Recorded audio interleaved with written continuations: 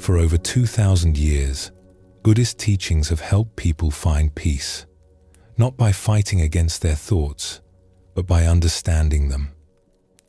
Tonight, we will go on a journey to learn how Zen Buddhism can calm the anxious mind. Before we begin, feel free to share what time it is and where you're listening from. We live in a world that moves very fast. The mind tries to keep up. It believes that if it just thinks hard enough, worries thoroughly enough, it can keep us safe. And so it never stops.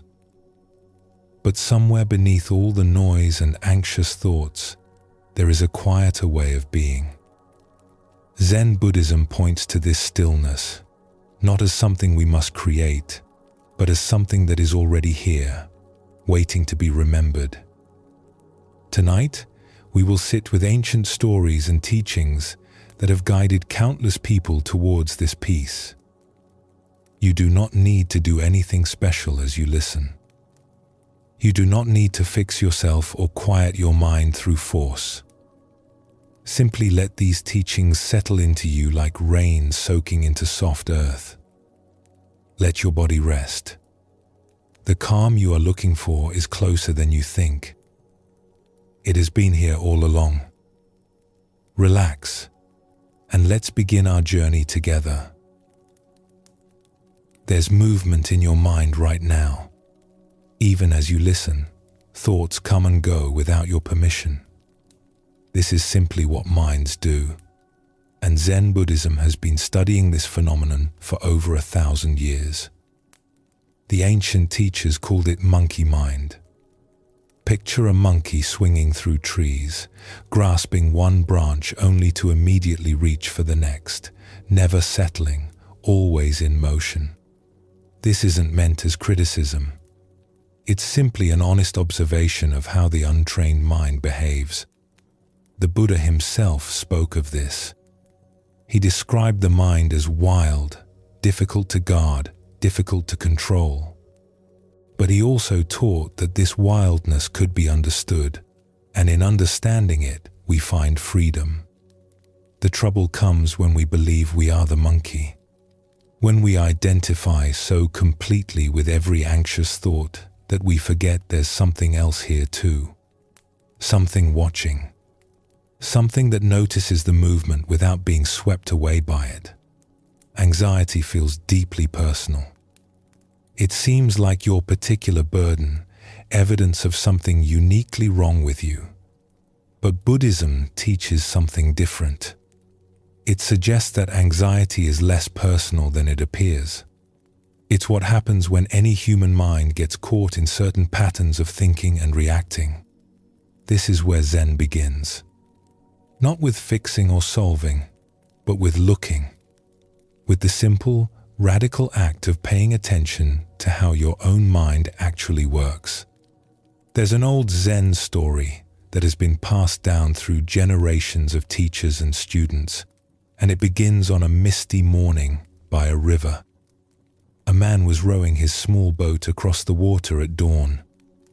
The air was cool and soft, visibility was poor, but he knew this crossing well.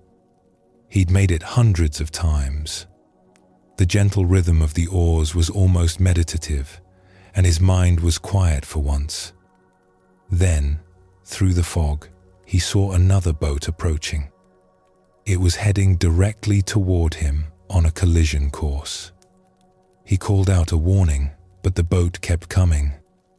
He waved his arms and shouted louder.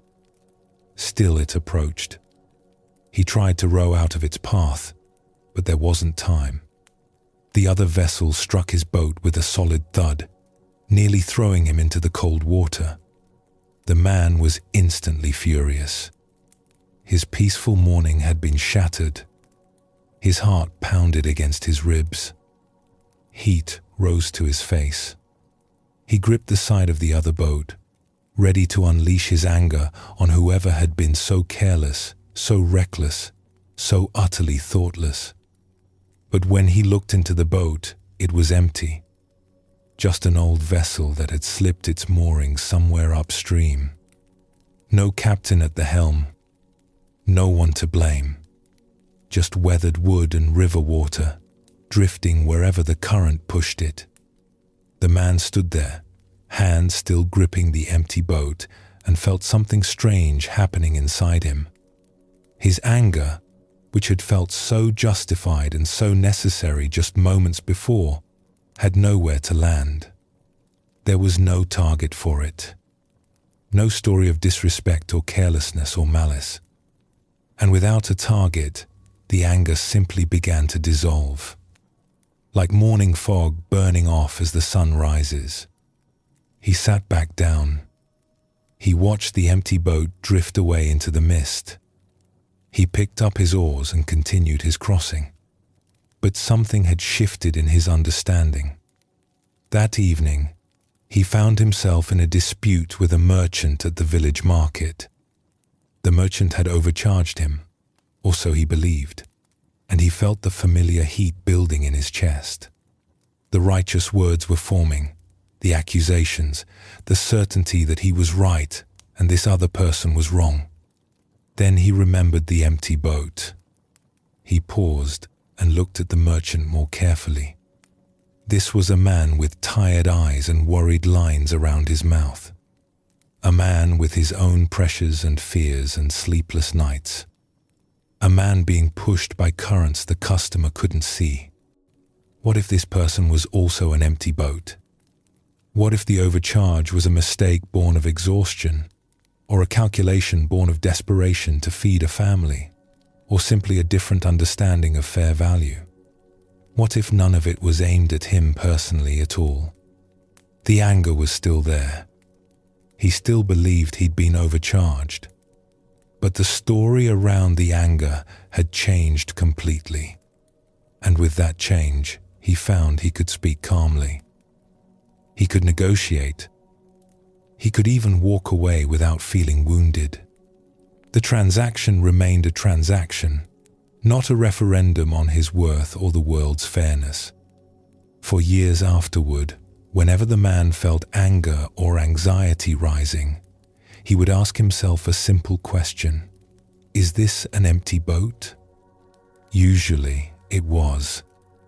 Buddhism teaches that so much of our suffering comes not from what happens, but from the stories we construct around what happens. The boat hitting us is just an event. Wood meeting wood. But our minds immediately want to know why, and who is responsible, and what this means, and whether it will happen again. We build elaborate narratives of blame and fear, and then we suffer from those narratives far more than we ever suffered from the original event. Anxiety works exactly this way. Something happens, some small uncertainty or discomfort, and the mind begins constructing stories. What if this means something terrible?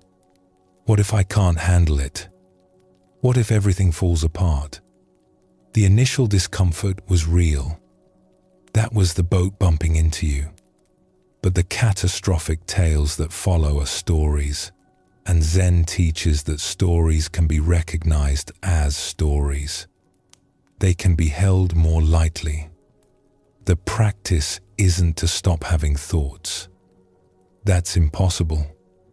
The practice is to see thoughts as thoughts. To notice when you're building a story around an empty boat. And in that noticing, to find a little more space, a little more freedom, a little more choice in how you respond. But what happens when the thoughts won't stop? When anxiety isn't a passing visitor, but a constant presence, chattering in your ear from the moment you wake until you finally fall into restless sleep. A student once traveled many weeks to meet a Zen master who was known throughout the region for his extraordinary calm. This teacher had lived through wars. He had lost his monastery to fire, rebuilt it, and lost it again. He had buried students and friends.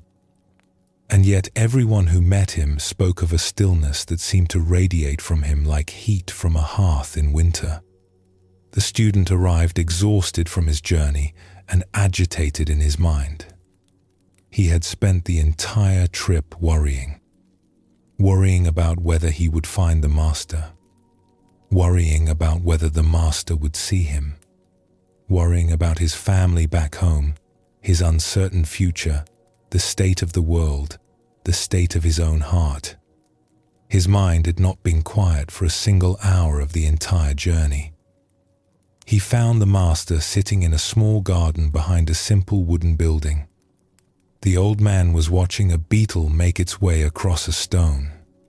Just watching, with what seemed like complete attention, as if this beetle's journey was the most interesting thing in the world. The student bowed and waited to be acknowledged. When the master finally looked up, his eyes were kind but penetrating. He gestured for the student to sit. "Teacher," the student began, the words tumbling out, "I've come to ask how to stop my anxious thoughts. They never leave me alone. I've tried forcing them away, and they only grow louder. I've tried ignoring them, and they wait until I'm still again. I've tried reasoning with them, arguing against them, proving them wrong with logic and evidence, but they always have a response. They're relentless. Please, tell me the secret to making them stop." The master listened without interrupting. When the student finished, there was a long silence. The beetle continued its journey. A bird called somewhere in the trees. Finally, the master spoke. "Bring me one of these anxious thoughts." The student hesitated. "I'm sorry? You say thoughts torment you. You speak of them as if they are enemies with swords surrounding you on all sides. Bring me one. Let me see it." "I can't bring you a thought," the student said, confused. "Thoughts aren't objects. They don't have form. They're just in my mind." "Ah," said the master. "So they have no form. They cannot be touched or held or weighed. Tell me, where do they come from?" The student considered this. It was not a question he had ever asked himself. "They just arise," he said slowly. "One moment my mind is relatively quiet, and then suddenly a worried thought is there. I don't choose to think it. It simply appears. And where do they go? When one thought ends and another begins, where does the first one go?" This question was even stranger. "I don't know. It fades, I suppose. It dissolves." The master nodded, as if this was exactly the answer he expected. "So these terrible thoughts that you have traveled weeks to escape have no physical form. They arise on their own, without your decision or consent. They dissolve on their own, also without your decision or consent. They come from nothing and return to nothing." He paused and picked up a fallen leaf from beside him. "What you describe sounds less like enemies with swords and more like leaves falling from a tree. The tree does not choose when each leaf will drop. The wind carries them where it will. Some land nearby, some blow far away, and then they decompose and become part of the soil again." "But they feel so real," the student protested. "When I'm caught in them, they feel like the most important thing in the world. They feel like truth." "Of course they do," the master said gently. "That is the nature of thoughts.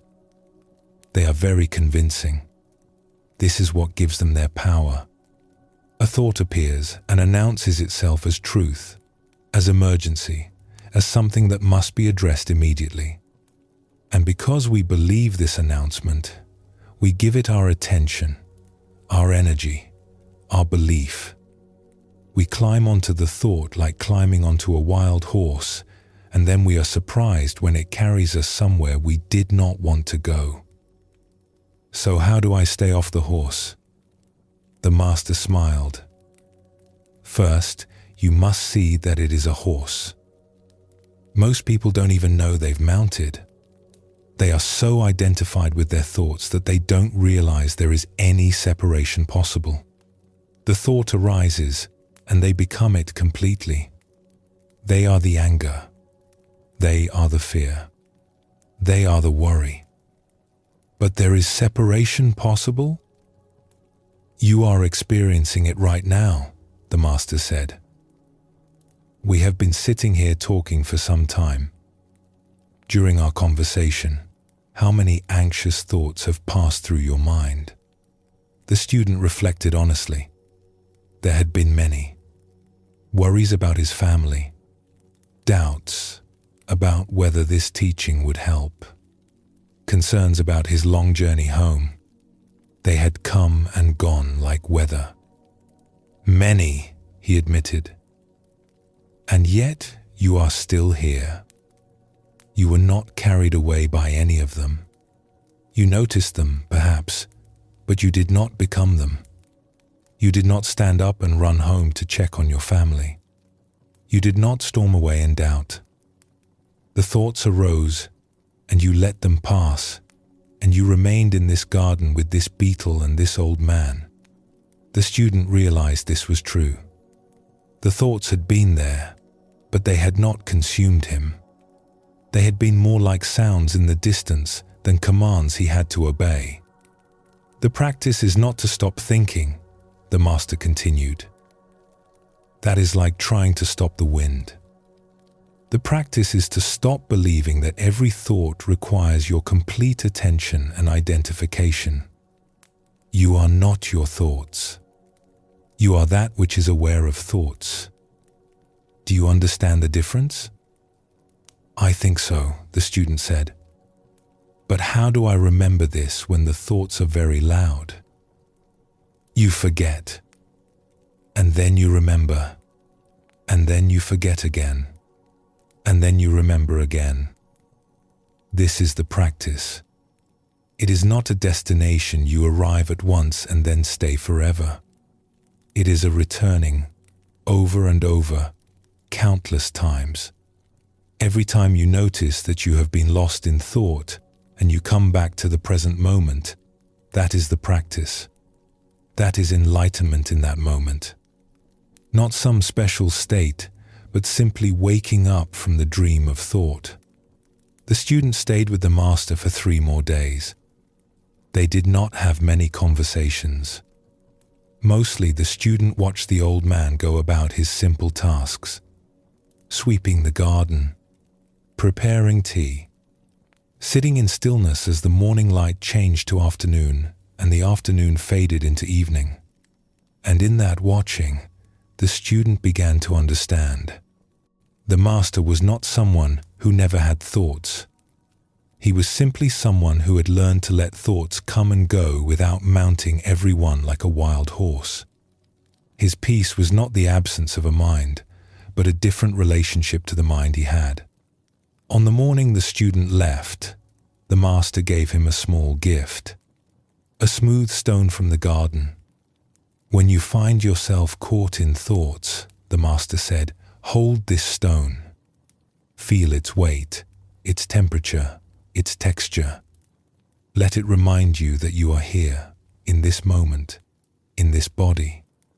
The thoughts are just weather. You are the sky. There is another story, less famous but equally instructive, about a woman who came to practice at a small temple in the mountains. She was a potter by trade, and her hands knew the feel of clay better than they knew anything else. But her mind was another matter. It spun constantly with worries. Would her kiln fire properly? Would her pots sell at market? Was her daughter making good choices? Was her aging mother being cared for well enough? The questions never stopped, and they had worn grooves in her thinking like water wearing grooves in stone. The teacher at this temple was a woman herself, unusual for that time and place. She had a reputation for unconventional methods and for seeing directly into the hearts of her students. When the potter explained her troubles, the teacher simply nodded and said, "Good. You will work in the kitchen." The potter was confused. She had come for meditation, instruction, for wisdom, for some technique to quiet her racing mind. Instead, she was given vegetables to chop. For 3 days, she chopped vegetables. Carrots, onions, radishes, greens. Her hands, so skilled with clay, felt clumsy with the knife. And all the while, her mind continued its worried spinning. She thought about her business back home. She thought about whether this was a waste of time. She thought about what the teacher must think of her. She thought about thinking too much. On the 4th day, the teacher came into the kitchen and watched her work for a while. Then she asked a simple question. "When you are forming a pot on your wheel, what are you thinking about?" The potter paused, knife in mid-air. She considered the question honestly. "Nothing," she said finally.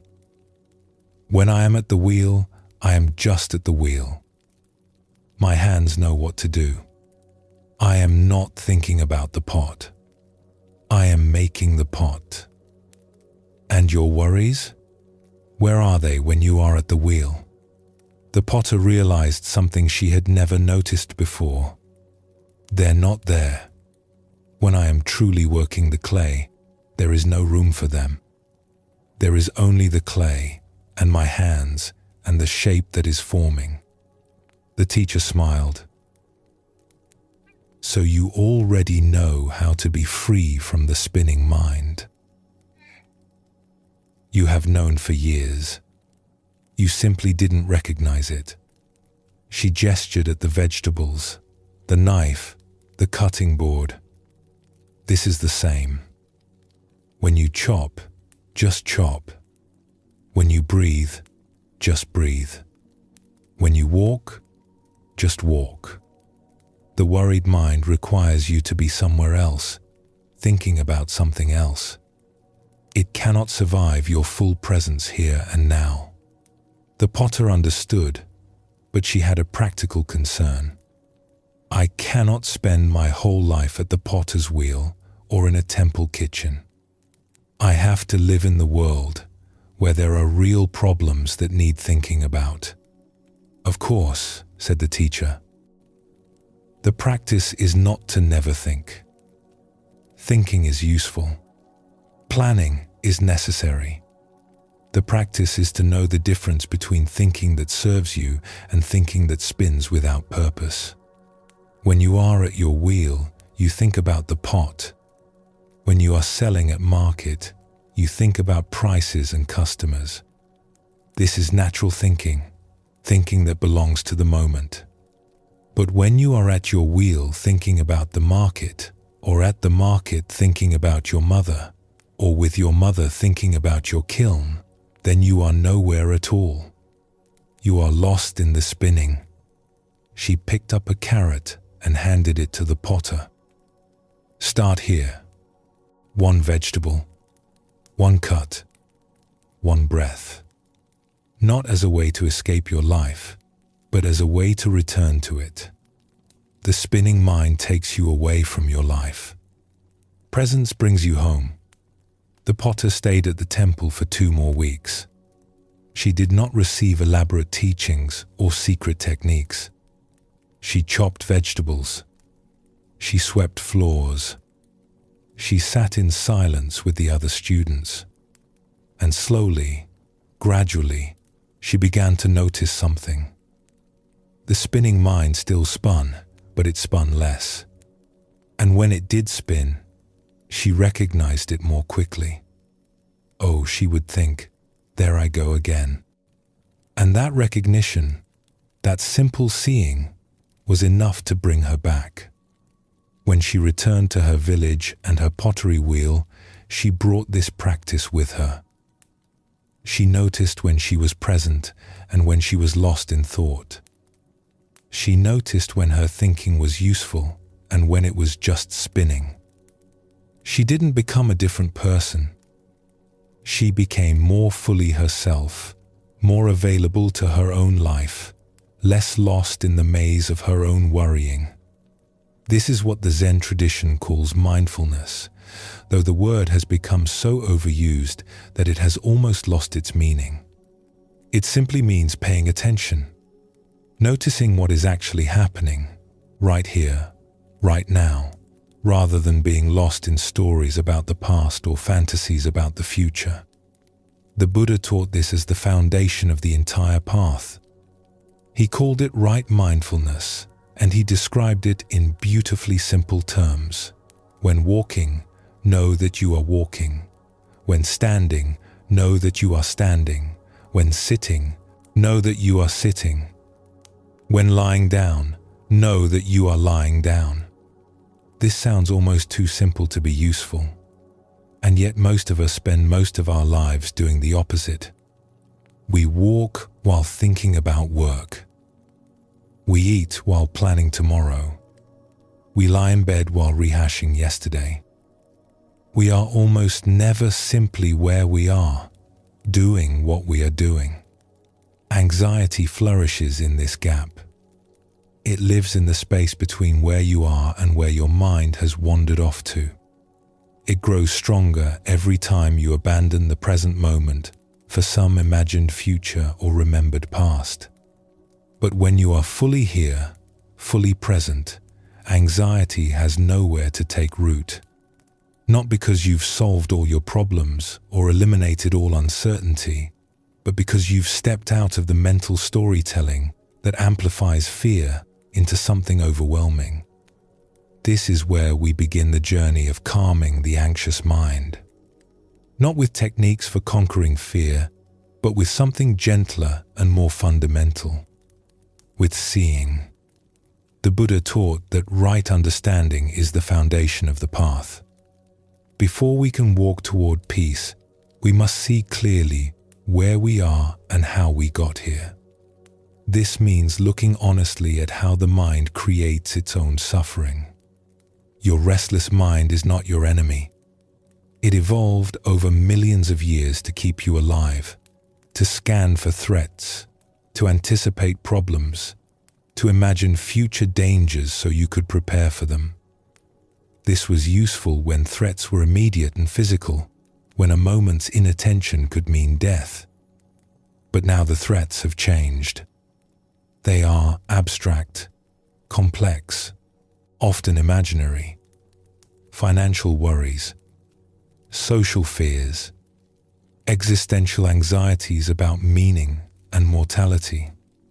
The mind, still running its ancient software, treats all of these as emergencies. It sounds the alarm constantly, not because you are in danger, but because that is what it evolved to do. Zen practice does not ask you to silence this mind. That would be like asking a bird not to fly or water not to flow. Instead, it invites you to understand the mind, to see its patterns clearly, and to discover that you are not identical to those patterns. The thoughts will continue. The monkey will keep swinging. But you can learn to watch without being caught. You can learn to listen without obeying. You can learn, as that old master taught, that you are the sky and thoughts are just weather passing through. There is a traditional saying in Zen, "Before awakening, I chopped wood and carried water. After awakening, I chop wood and carry water." The activities don't change. Life doesn't become something other than what it is. But the relationship shifts. You are no longer lost in the dream of thought. You are present for your own life. This is what we are cultivating here. Not a special state of permanent bliss. Not freedom from ever having another anxious thought. Simply a clearer seeing, a lighter holding, a recognition that thoughts are thoughts and you are you. And in that recognition, there is peace. Not the peace of silence, but the peace of understanding. This is enough for now. We have taken the first step together. We've looked at the restless mind with curiosity instead of judgment. We've met the empty boat and seen how our stories multiply our suffering.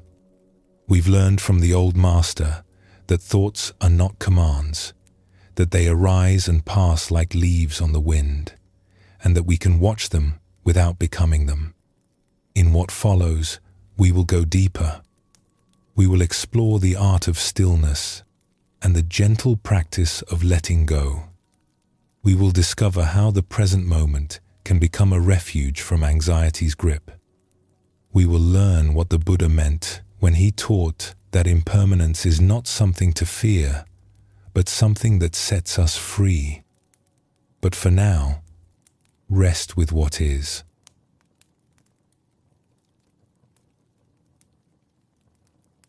Artifact 2.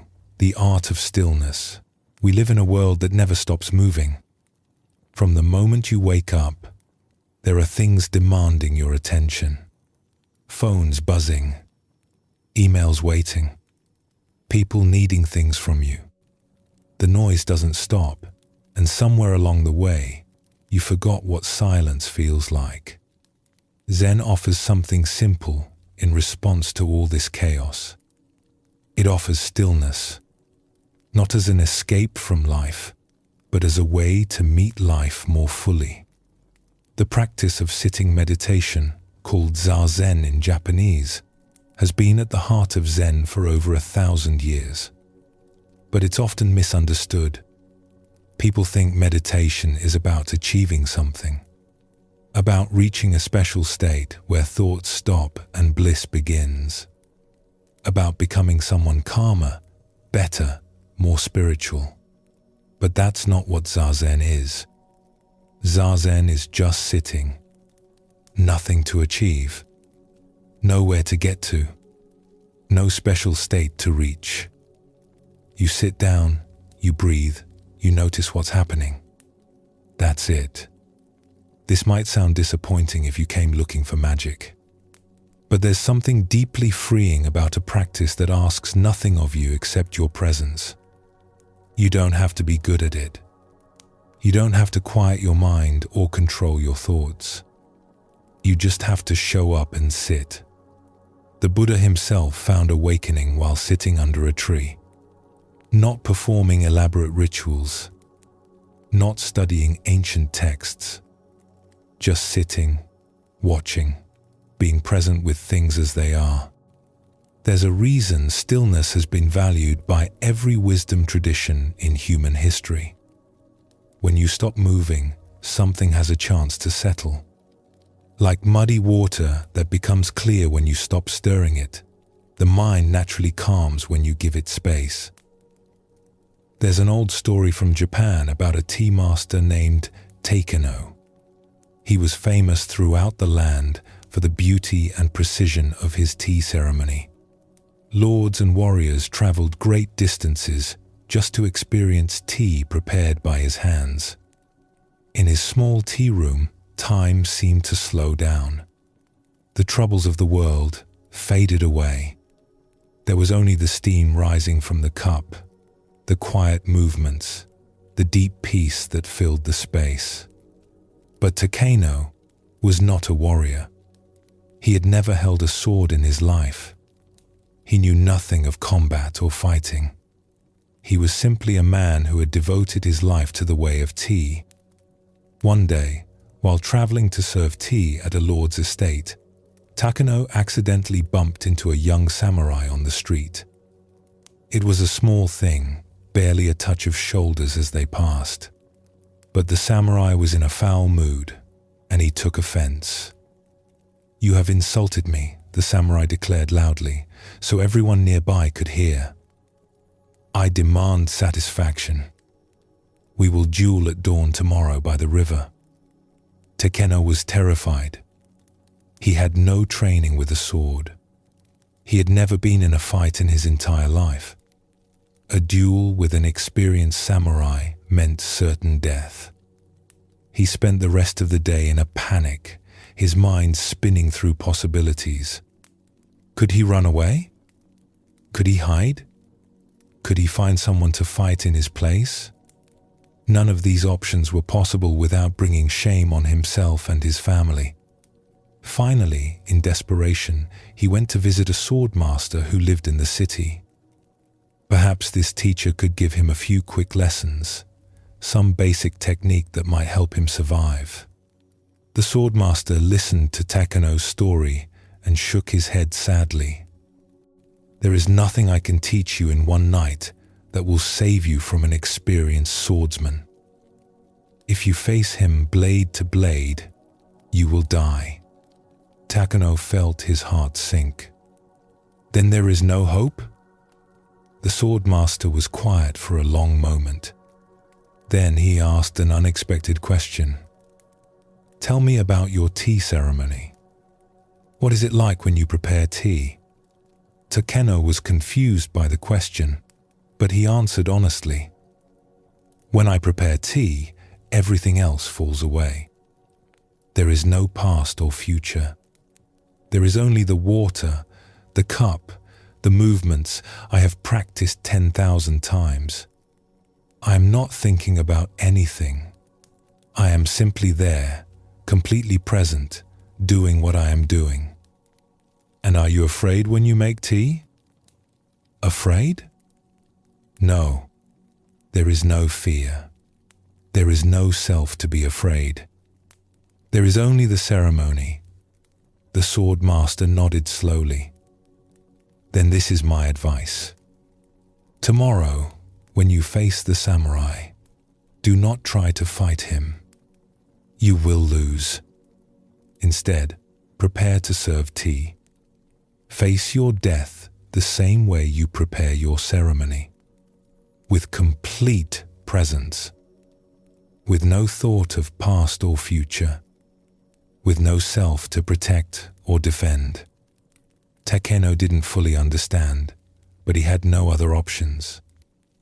That night, he sat in stillness, preparing himself not to fight, but to die with the same grace with which he had lived. The next morning, he walked to the river where the samurai waited. A small crowd had gathered to watch. The samurai drew his sword and took his fighting stance, ready to strike. Takeno removed his outer robe calmly, folding it with the same care he would use in his tea room. He placed it neatly on the ground. Then he straightened his remaining clothes, smoothing them slowly, deliberately, as if he had all the time in the world. He looked at the samurai. There was no fear in his eyes, no anger, no desperation. Just the same quiet presence he brought to every tea ceremony. He was not thinking about winning or losing, living or dying. He was simply there, in that moment, completely. He reached for his sword, which he barely knew how to hold, and began to raise it over his head. His movements were slow and deliberate, like pouring water into a cup. The samurai hesitated. Something was wrong. This was not how an opponent was supposed to behave. Where was the fear? Where was the desperation? This tea master moved like a man who had already accepted death, who had nothing to lose, who was completely at peace with whatever happened next. The samurai had seen many men face death. They always showed fear. They always made mistakes. But this man showed nothing except calm presence. It was unnerving. It suggested a skill, a depth, that the samurai couldn't see or understand. Doubt crept into the samurai's mind. Was this tea master hiding some secret technique? Was his stillness a trap? Long moments passed. Neither man moved. The crowd held its breath. Finally, the samurai lowered his sword. "I withdraw my challenge," he said quietly. "There is nothing to be gained here." He turned and walked away. Takeno stood by the river for a long time, still and quiet, feeling the morning sun on his face. This story points to something important about stillness. It's not weakness. It's not passivity. It's not giving up or checking out from life. True stillness is a kind of power. When you are fully present, fully grounded in this moment, you become very hard to push around. The samurai was skilled at fighting fearful opponents. He knew how to exploit their panic, their mistakes, their scattered attention. But he had no idea how to fight someone who wasn't afraid, someone who was simply present. Anxiety scatters us. It pulls our attention in a dozen directions. It makes us weak by making us fragmented. But presence gathers us back together. It gives us access to our full strength, our full clarity, our full capacity to respond. The Zen teacher Shunryu Suzuki, who brought Zen to America in the 1960 seconds, used to say, "In the beginner's mind, there are many possibilities. In the expert's mind, there are few." This points to the same truth. When we approach life with stillness and openness, without our fixed ideas about how things should go, we become more flexible, more adaptable, more alive. Takeno survived not because he learned to fight, but because he learned something more fundamental. He learned that the presence he cultivated in his tea room was available everywhere, even facing death, even in the most terrifying moment of his life. He didn't become a warrior that day. He remained exactly who he was, a tea master, a man of peace. But he discovered that peace itself was a kind of strength that warriors don't understand. This is what meditation practice offers. Not a technique for escaping difficult situations, but training in presence that you can bring to any situation. The stillness you find on the cushion doesn't stay on the cushion. It comes with you into the rest of your life. There was a Zen monk named Ryokan who lived alone in a small hut on a mountainside in Japan about 200 years ago. He owned almost nothing. A few robes, a begging bowl, some brushes for calligraphy. He spent his days writing poetry, playing with the village children, and sitting in meditation. People found his simplicity puzzling. He was a brilliant man, educated and talented, from a wealthy family. He could have had status and comfort. Instead, he chose a leaky hut and a life of poverty. One autumn night, a terrible storm came to the mountain. The wind howled and rain poured down in sheets. The roof of Ryokan's hut began to leak in a dozen places. Water dripped onto his sleeping mat, onto his few books, onto the floor. The wind found every crack in the walls and filled the tiny space with cold. A visitor who had been caught on the mountain by the storm took shelter with Ryokan that night. He expected to find the monk miserable, scrambling to protect his belongings, cursing his bad luck. Instead, he found Ryokan sitting calmly in the corner of his hut, wrapped in his thin robe, watching the storm through the gaps in his walls. "Aren't you upset?" the visitor asked. "Your home is being destroyed. Everything is getting wet." Ryokan smiled. "The storm is doing what storms do. Should I be angry at the rain for being wet? Should I shout at the wind for blowing? But what will you do? Right now, I am watching a storm. It is quite beautiful, actually. Listen to how the wind sounds in the trees. Look at how the lightning makes everything bright for a moment." The visitor was amazed. He had never met anyone who could sit so peacefully in the middle of chaos. "But tomorrow," the visitor pressed, "when the storm is over, You'll have to repair your roof, dry your things. Tomorrow I will do what tomorrow requires, Ryokan said. But that is tomorrow. Right now, there is only this storm, this moment, this breath. Why would I ruin this moment by worrying about the next one? They sat together through the night. The visitor, despite the cold and wet, found himself strangely peaceful. Something about Ryokan's calm was catching, like warmth from a fire.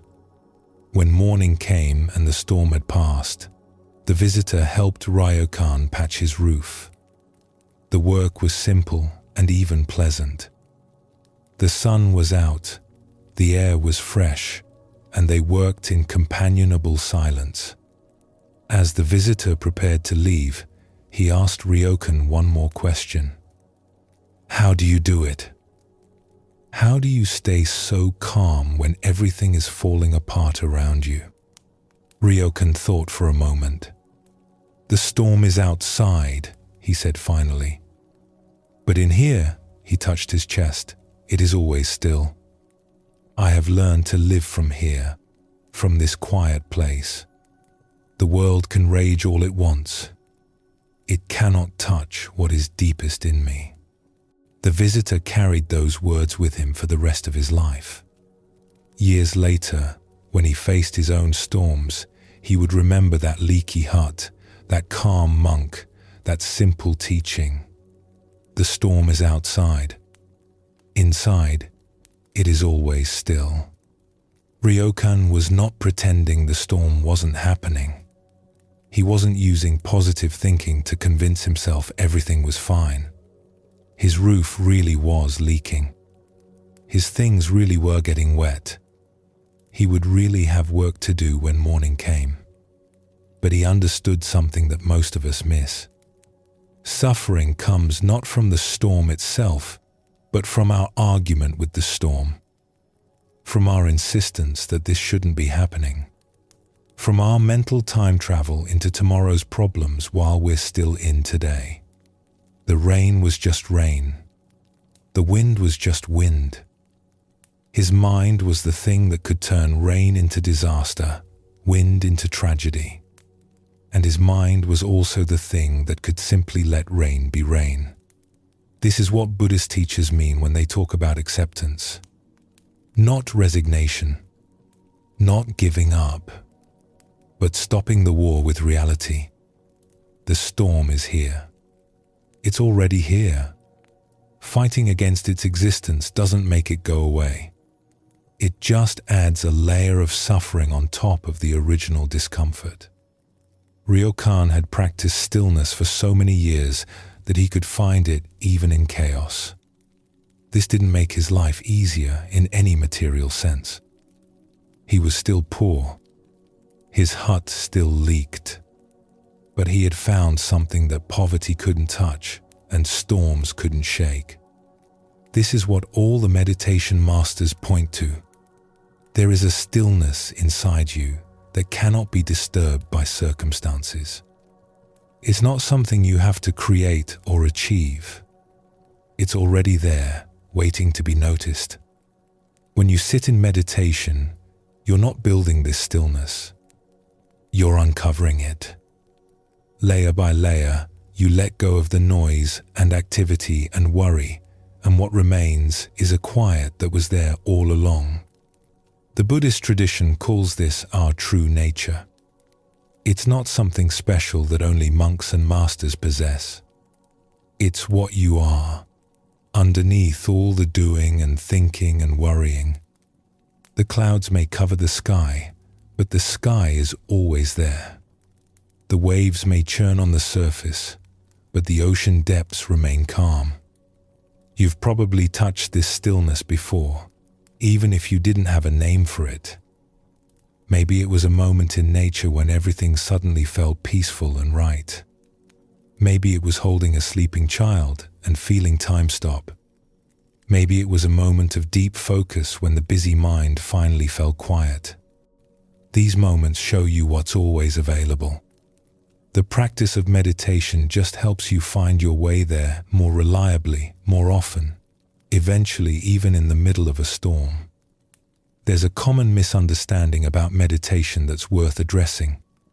Many people believe that good meditation means having no thoughts.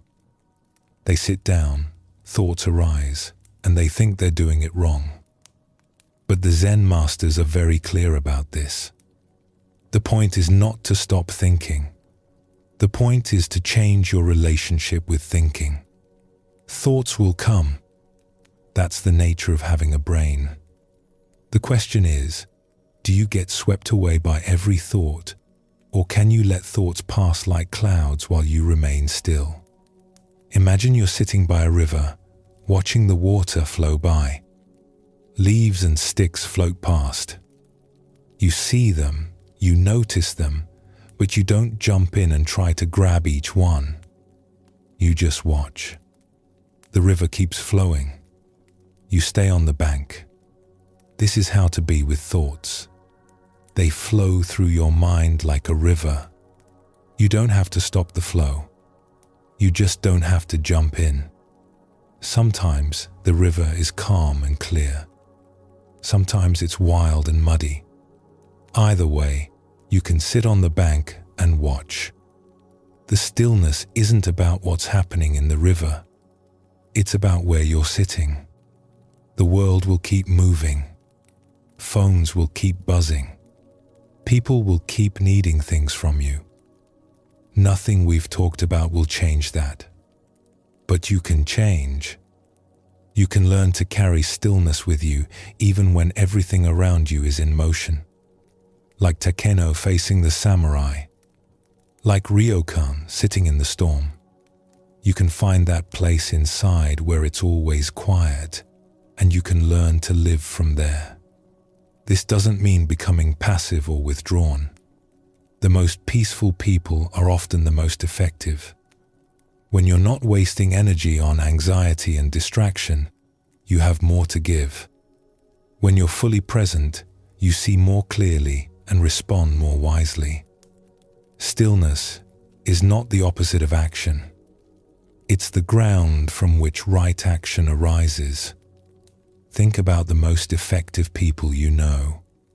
Not the busiest ones, but the ones who actually get things done well. Often, there's a quality of calm about them. They're not rushing around in a panic. They're not scattered and frantic. They move with purpose and presence. This is what the Buddhist tradition calls wise action. It comes from stillness, not from agitation. When you're calm, you see the situation clearly. You respond to what's actually happening, not to your fears about what might happen. You don't waste energy on worry or distraction.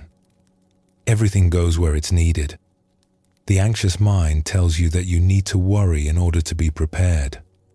That if you stop being vigilant for one moment, something terrible will slip past your defenses. But this is a lie. Worry is not preparation.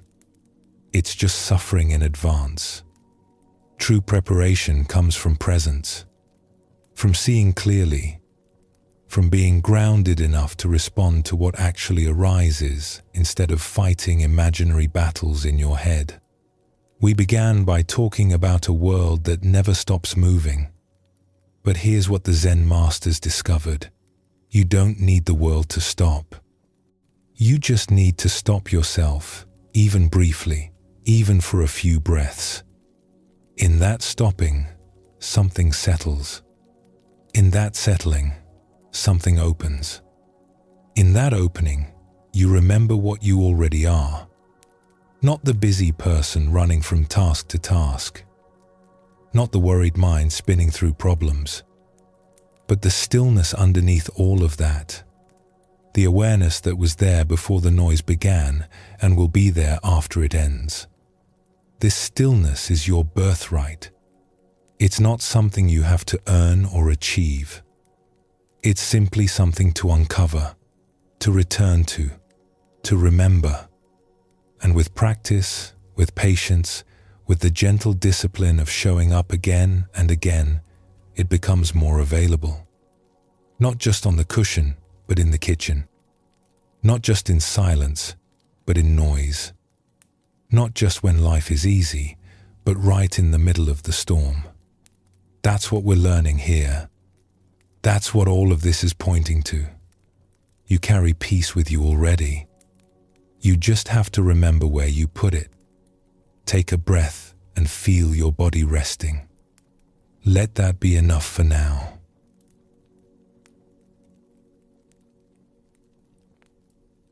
We've looked at the restless mind. We've explored the power of stillness. Now we come to something that might be the most important teaching of all, and also the most misunderstood. Letting go. These two words get used a lot. Self-help books tell you to let go. Well-meaning friends tell you to let go. You probably tell yourself to let go. But what does it actually mean? And why is it so hard? The Buddha taught that clinging is at the root of our suffering. Not pain itself, but the way we grip onto things. We cling to pleasant experiences, wanting them to last forever. We cling to ideas about how life should be. We cling to our sense of who we are and how others should see us. We cling to the past. We cling to our fears about the future. All this clinging creates tension. It's like making a fist and holding it tight all day long. After a while, your hand aches. Your arm is exhausted. You've used so much energy just holding on. And here's the strange part. Most of the time, we don't even know we're doing it. The gripping has become so normal that we've forgotten there's another way. Letting go isn't about forcing yourself to stop caring. It isn't about becoming cold or detached. It isn't about pretending things don't matter. It's about softening the grip, opening the fist, allowing things to be as they are, even when they're not as you wish they were. This is one of the kindest things you can do for yourself, and one of the hardest to learn. There was a Zen master who had a cup that he loved very much. It wasn't valuable in any worldly sense. Just a simple clay cup, handmade, with a small chip on the rim and a glaze that had worn thin in places. But he had used this cup every day for 30 years. He had drunk his morning tea from it thousands of times. It had been with him through everything, a quiet companion to his days.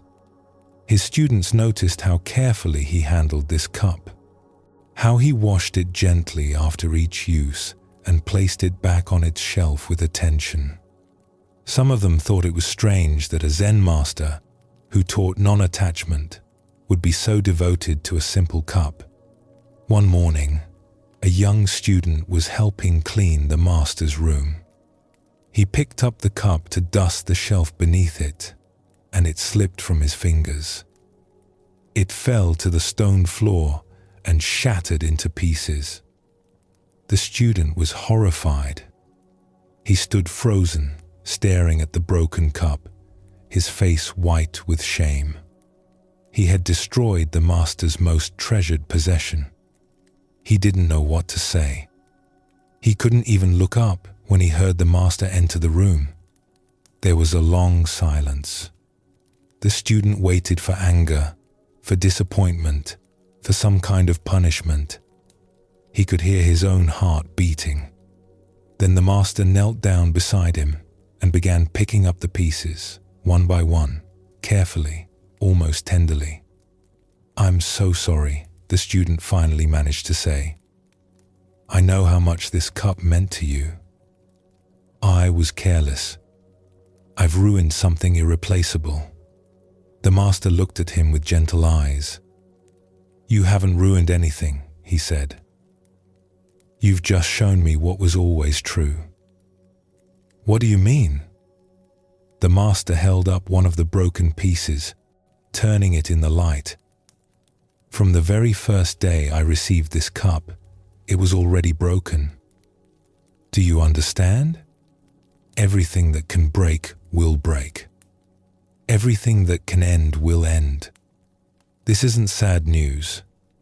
This is simply the truth of how things are. He set the piece down with the others. I loved this cup, he continued. I still love it. But I never made the mistake of thinking it would last forever. Every morning when I drank from it, I knew it might be the last time. This didn't take away from my enjoyment. It made it deeper. I was fully present with the cup because I knew our time together was borrowed. The student was quiet, taking this in. The cup was always going to break, the master said. Today, tomorrow, next year, 100 years from now. What difference does it make? What matters is that I appreciated it while it was whole. What matters is that I didn't waste our time together worrying about losing it. He smiled at the student. And now a new teaching begins. How to appreciate the memory of the cup. How to let go of what is gone. How to find peace with empty hands. He stood up slowly and looked at the empty space on the shelf where the cup had always sat. Clean up these pieces carefully, he said. And thank you. You have given me a good lesson today. The student gathered the broken pieces with great care, wrapping them in cloth. He expected to throw them away, but something made him keep them instead. Years later, when he had become a teacher himself, he would sometimes take out those broken pieces and show them to his own students. He would tell them the story of that morning, of his shame and the master's gentle response. He would hold up a fragment of glazed clay and say, "This taught me more about letting go than any book or lecture ever could." And his students would look at the broken pieces and understand something that words alone could never convey. That we can love what is broken.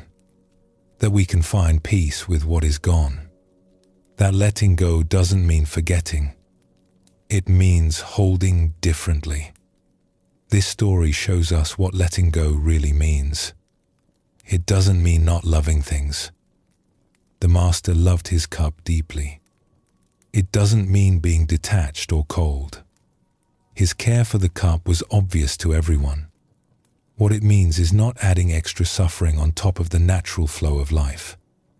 Things come and things go. That's just how it is. When we accept this deeply, we can love fully without the constant fear of loss poisoning our experience. The Buddha called this kind of clinging upadana. It's the grasping that says, this must stay exactly as it is. This must not change. I cannot be okay unless things remain the way I want them. But nothing remains. Everything changes. And when we demand permanence from an impermanent world, we set ourselves up for endless suffering. Letting go is simply aligning yourself with reality, not fighting against the nature of things, not exhausting yourself trying to hold back the tide. The master wasn't pretending the cup didn't matter. He was saying, it mattered and it's gone, and I can be at peace with both of those truths. There's another story, simpler but equally powerful, about a teacher and her student. This student had been practicing meditation for several months. She was earnest and dedicated, sitting every morning before dawn, following all the instructions carefully. But she wasn't finding the peace she was looking for. If anything, she felt more frustrated than when she began. One day, she came to her teacher in distress. "I'm doing everything right," she said. "I sit in the correct posture. I follow my breath. I try so hard to let go of my thoughts. But nothing is working. my mind is just as busy as ever. I feel like I'm failing at this." The teacher listened quietly. Then she asked the student to hold out her hand. The student did so, palm up. The teacher placed a small stone in the student's palm. "Close your hand around this," she said. "Hold it tightly." The student made a fist around the stone. "Now, I want you to let go of the stone." The student opened her hand. The stone sat in her palm. "No," said the teacher. "You haven't let go. The stone is still there." The student was confused, but I opened my hand. I stopped gripping. "Yes, you stopped gripping." But letting go isn't just about opening your fingers. Turn your hand over. The student turned her hand palm down. The stone fell to the ground. "That is letting go," said the teacher. "It's not just releasing your grip. It's allowing things to fall away completely. It's not holding on with one hand while pretending to release with the other." She looked at the student kindly. "You say you are trying hard to let go of your thoughts. But trying hard and letting go are opposites. You cannot force yourself to release something. The effort itself is a kind of gripping." The student sat with this for a moment. "So, what do I do?" "Stop trying to let go. Just let go. There's a difference. When a leaf falls from a tree, it doesn't try to fall. It just falls. When you exhale, you don't try to release the breath. You just release it." She picked up the stone and handed it back to the student. "Practice with this. Hold it. And then simply let it go. Don't think about letting go. Don't make a project of letting go. Just open your hand and let what falls, fall." The student took the stone home and practiced just as her teacher suggested. She would hold the stone, feel its weight, notice her grip, and then she would simply turn her hand over and let it drop. At first, it felt too simple.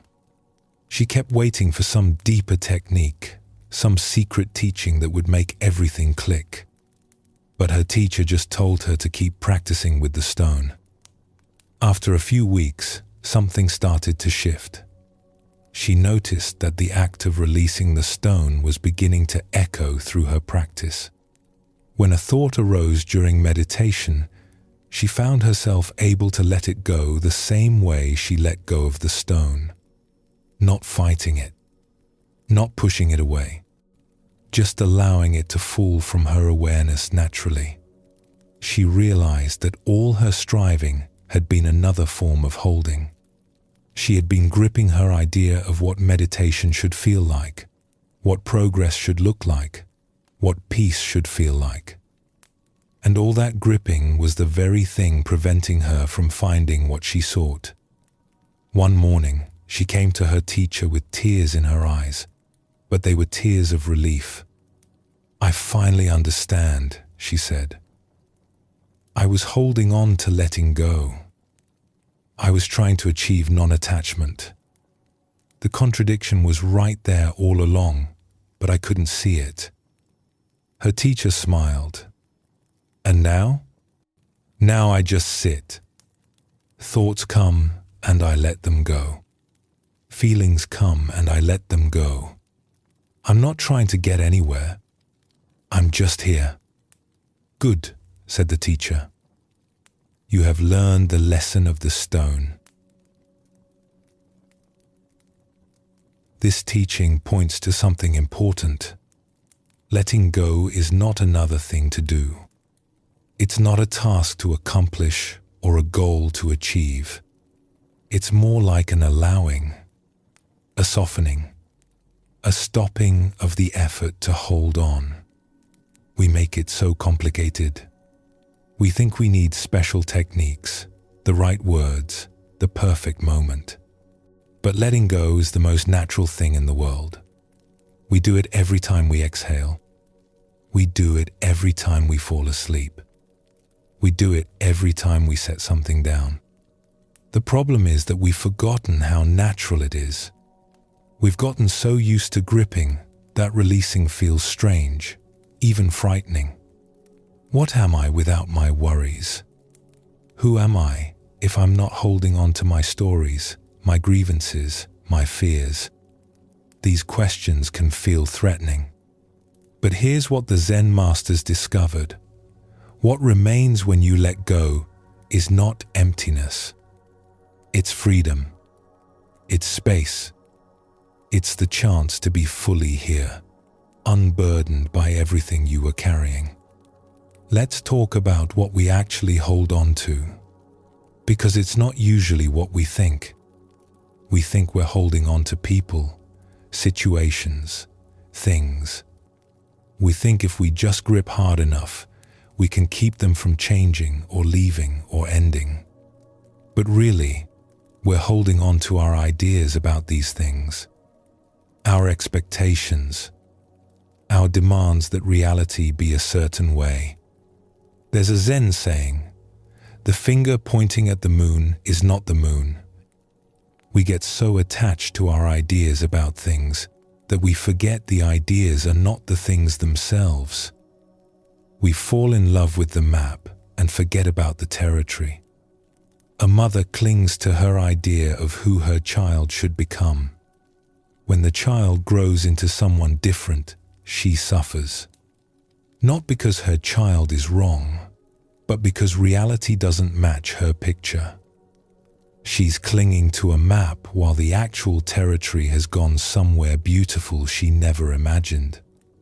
A man clings to his idea of what a successful career looks like. When his path takes an unexpected turn, he suffers. Not because the new path is bad, but because it's not what he had imagined. He's still carrying an old map while standing in new and potentially wonderful country. We cling to the idea that we should be further along by now, that life should be easier, that people should treat us differently, that we shouldn't have to feel this way. All these shoulds, all these demands, they're the real source of our gripping. And they're all in our minds. They're not in reality. Reality is just doing what it does. We're the ones arguing with it. This is what Buddhist teachers mean when they talk about the difference between pain and suffering. Pain is inevitable. Bodies get sick. Hearts get broken. People we love go away. That's the nature of human life, and no amount of spiritual practice will change it. But suffering, the Buddha taught, is optional. Suffering is what we add on top of pain through our resistance, our demands, our insistence that things should be other than they are. Pain is the wound. Suffering is picking at the wound, refusing to let it heal, making it worse with our constant attention and upset. When we let go of our demands, we don't let go of the pain. We let go of the suffering. We allow the wound to be a wound, to heal in its own time, without adding more damage through our struggle against it. Letting go, then, is mostly an inner movement. It's releasing the ideas, the expectations, the demands. It's allowing reality to be what it is, without requiring it to be something else first. This doesn't mean you become passive or stop working toward things you care about. The Buddha was very active. He walked hundreds of miles. He taught for 45 years. He helped countless people, but he wasn't attached to outcomes. He did what he could, and he let go of the rest. This is the middle path. Not pushing and forcing and demanding. Not giving up and withdrawing and going numb, but engaging fully with life while holding it all lightly. There's a practice in Buddhism called metta, usually translated as loving kindness. It involves silently repeating phrases of goodwill toward yourself and others. May you be happy. May you be peaceful. May you be free from suffering. At first glance, this might not seem related to letting go, but there's a deep connection. When you practice metta towards someone you're struggling with, you're letting go of your grievance. You're releasing the grip of resentment. You're not saying what they did was okay. You're just choosing not to carry the burden of anger anymore. When you practice metta toward yourself, you're letting go of harsh self-judgment. You're releasing the idea that you need to be perfect to be worthy of kindness. You're putting down the weight of shame and self-criticism. Letting go, at its heart, is an act of kindness. It's kind to yourself because you stop suffering unnecessarily. It's kind to others because you stop demanding they be different than they are. The tight fist of clinging helps no one. It doesn't change the past. It doesn't control the future. It just makes your hand hurt. But when you open your hand, when you let what needs to fall away, something beautiful becomes possible. Compassion flows more freely. Connection becomes easier. You have room for what's actually here instead of being crowded out by everything you're holding on to. There's another thing to say about letting go, and it might be the most important. Sometimes, letting go happens on its own. We think we have to do something, to work at releasing, to figure out the right technique. And sometimes that's helpful. But often, letting go is less about doing and more about ripening. You carry something for as long as you need to carry it. And then one day, without any special effort, you notice it's not so heavy anymore. The grief has softened. The anger has faded. The fear has loosened its grip. You didn't force this to happen. You just lived. You kept breathing, kept sitting, kept paying attention.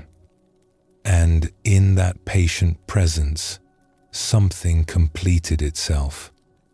I think of a woman I heard about who had carried resentment toward her father for 30 years.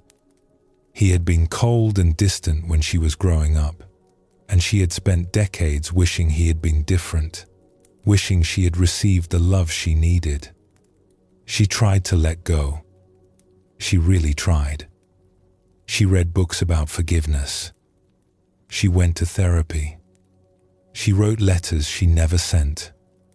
But the resentment stayed, like a stone in her chest. Then one day, visiting her father in the nursing home where he now lived, lost in dementia, not even recognizing her face, something shifted. She looked at this frail old man who couldn't remember her name, and suddenly the whole story just fell away. Not because she decided to let go, not because she performed some technique, but because she was finally ready. The fruit was ripe, and it fell from the tree. She wept for a long time that day. Not from grief or anger, but from relief. 30 years of carrying something, and now her hands were empty. She could finally put it down. This is why gentleness matters so much. If you beat yourself up for not letting go fast enough, you're just adding more tension, more gripping, more to eventually release. But if you can be kind to yourself, patient with yourself, trusting that things unfold in their own time, then letting go becomes more like a natural process and less like a battle. The Zen tradition speaks of practice as a kind of gardening. You prepare the soil, you plant seeds, you water and weed and wait, but you don't force the flowers to bloom. They bloom when they're ready. Your job is just to create the conditions. Letting go is like that. You create the conditions through practice, through awareness, through kindness toward yourself. And then you trust the process. Some things will release quickly. Others will take years. That's okay. You're not on anyone else's schedule. You're not in a race. You're just walking your path, one step at a time, letting go of what you can, trusting that the rest will follow when the time is right.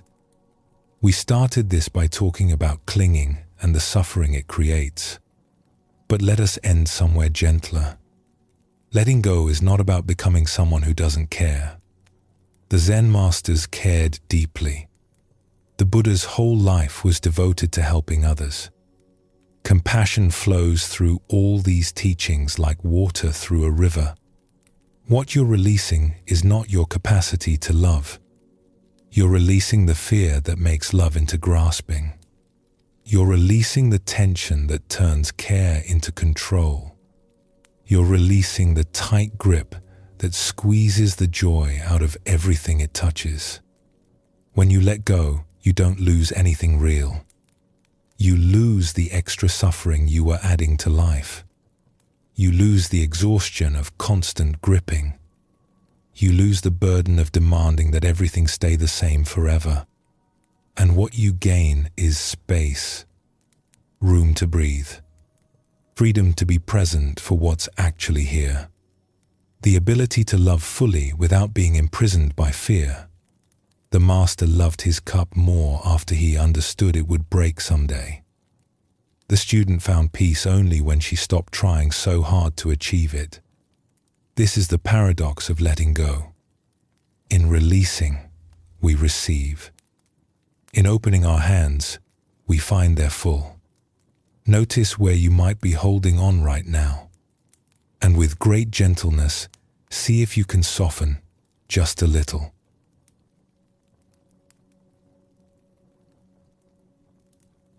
There is a simple truth at the heart of Buddhist teaching that can change everything once you really understand it. Anxiety cannot exist in the present moment. It seems to exist here. It feels like it's happening now. But if you look closely, you'll find that anxiety is always about somewhere else, some other time, some imagined future or remembered past. Think about the last time you felt anxious. What was your mind doing? Almost certainly, it was somewhere other than where your body was. It was rehearsing a conversation that hadn't happened yet, or replaying one that was already over. It was imagining worst-case scenarios, building elaborate mental movies of disasters that might never come. It was time traveling, leaving the present moment behind while your body sat there alone, heart racing, palms sweating, responding to something that wasn't actually happening. This is how anxiety works. It hijacks your attention and carries it away from here and now, from this breath and this moment, into territories that exist only in your mind. And as long as you follow it there, as long as you believe that the imagined future is real and demands your immediate attention, anxiety will continue to run your life. But there's good news hidden in this understanding. If anxiety lives in the future and the past, then the present moment is a refuge. It's a place anxiety cannot follow you if you truly arrive there. Not a future present that you're imagining, not a memory of a past present, but this one, right here, right now, as your eyes move across these words and your lungs draw breath. The Zen masters understood this deeply, and they developed practices specifically designed to help us return to the present moment again and again. They knew that presence isn't a destination you arrive at once and then stay forever. It's more like a home you keep coming back to, a refuge you can always find when you remember to look for it. There is perhaps no Zen story more famous than the tale of the man, the tiger, and the strawberry. It has been told for centuries, passed from teacher to student, across countless generations, because it captures something essential about what it means to be fully present, even in the most terrifying circumstances.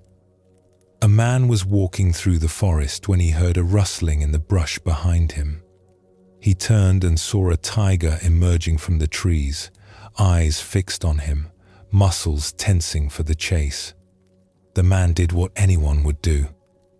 He ran. He ran as fast as his legs could carry him, crashing through branches and leaping over roots, his heart pounding so hard he could hear nothing else. The tiger pursued him, getting closer with every stride. The man could hear its breath now, could almost feel the heat of it on his back. Then the forest ended abruptly at the edge of a cliff. The man skidded to a stop, sending pebbles cascading down into the void below. He looked back at the tiger, now just 20 paces away and closing. He looked down at the cliff, a sheer drop into rocky darkness. There was nowhere to go. But then he noticed a thick vine growing over the edge of the cliff, snaking down into the mist below. Without thinking, he grabbed the vine and swung himself over the edge, beginning to climb down as quickly as he could. The tiger arrived at the top and paced back and forth, growling in frustration but unable to follow. The man breathed a momentary sigh of relief. But then he looked down and saw something that turned his blood cold. At the bottom of the cliff, barely visible through the mist, another tiger waited. It had heard the commotion and come to investigate, and now it sat there patiently, looking up at him, knowing that eventually he would have to come down. So there he hung, suspended between two tigers, clinging to a vine over an abyss. And then, as if his situation weren't desperate enough, he heard a small sound above him.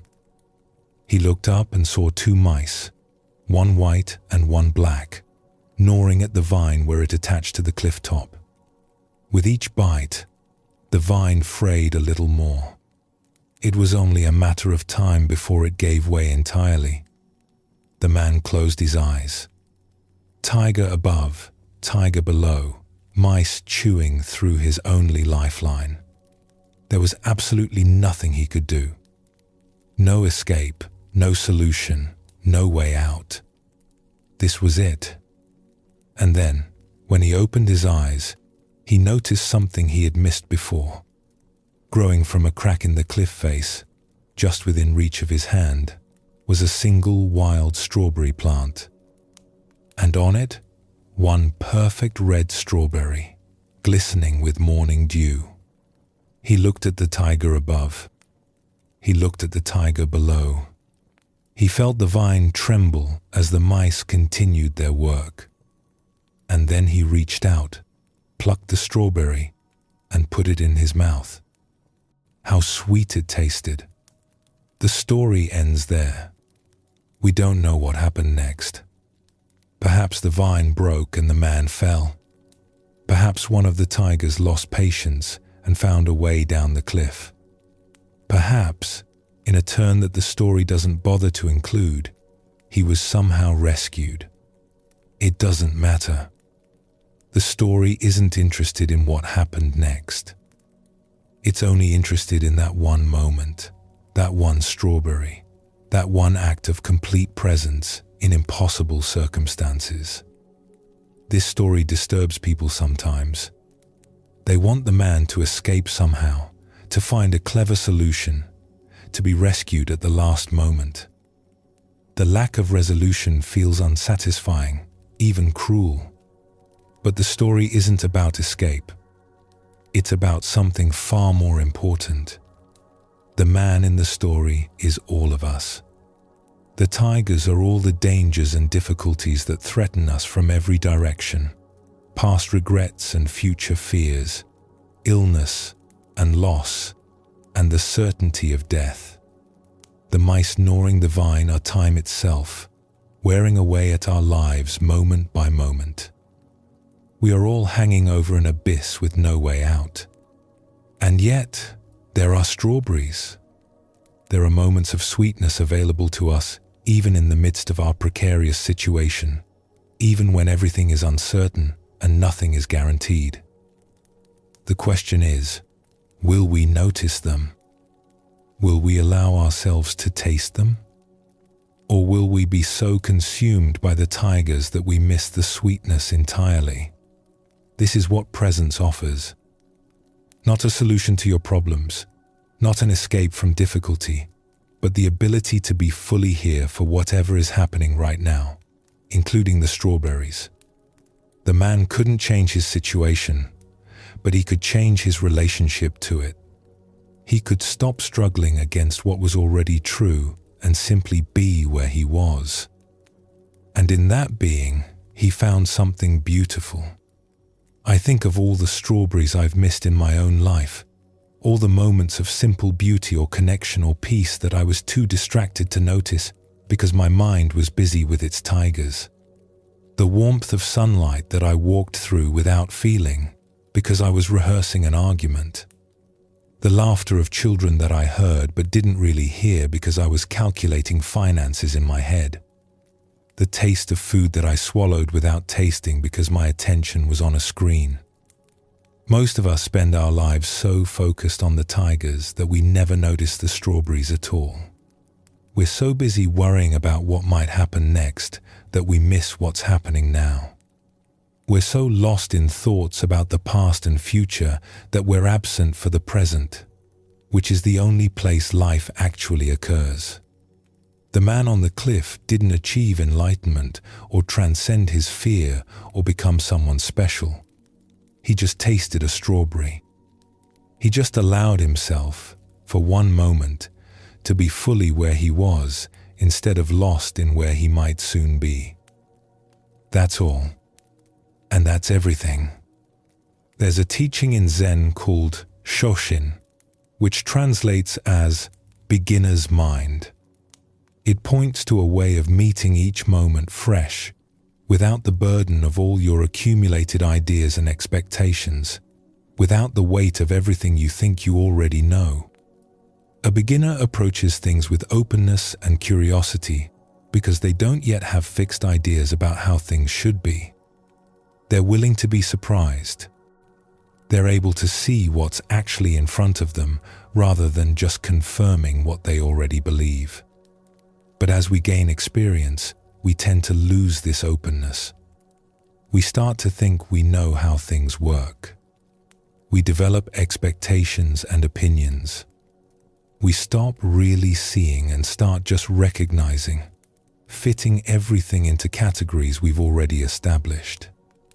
The world becomes smaller, more predictable, less alive. Beginner's mind is the practice of recovering that original freshness, approaching each moment as if for the first time, even when you've experienced something similar 1,000 times before. It's the practice of presence, because you can only truly be present when you're not lost in your ideas about what's happening. Anxiety is the opposite of beginner's mind. Anxiety approaches each moment loaded with expectations, most of them negative. It sees danger everywhere because it's looking for danger. It predicts disaster because that's its job, to scan for threats and prepare you for the worst. Anxiety doesn't meet the moment fresh. It meets the moment with a whole suitcase full of fears and assumptions that it unpacks before even looking at what's actually there. But when you practice presence, when you cultivate beginner's mind, you give yourself the chance to actually see what's in front of you. And what's in front of you, in this present moment, is almost never as bad as what anxiety was imagining. There's another story, this one from China, about a wealthy merchant who came to visit a famous Zen master. This merchant was very successful in the worldly sense, with a large trading business, many employees, and a beautiful home filled with expensive things. But despite all his success, he was miserable. His mind never stopped churning with worries about his business, his competitors, his future. He couldn't sleep. He couldn't enjoy his food. He couldn't be present with his family because his thoughts were always elsewhere, calculating and planning and fearing. He had heard that this particular Zen master was very wise, that he had helped many people find peace. So the merchant made the long journey to the master's simple temple in the mountains, hoping to find relief from his endless anxiety. When he arrived, the master welcomed him warmly and invited him to sit for tea. The merchant, eager to get to the point, immediately began describing his problems. He talked about the pressures of his business, the deals that might fall through, the competitors who were always trying to undercut him, the employees who might be stealing from him, the economy that might turn at any moment. He talked and talked, barely pausing for breath, pouring out all his worries as if emptying a bucket of dirty water. The master listened quietly, nodding occasionally, saying nothing. When the merchant finally ran out of words, the master picked up the teapot and began to pour tea into the merchant's cup. The merchant watched as the tea rose in the cup.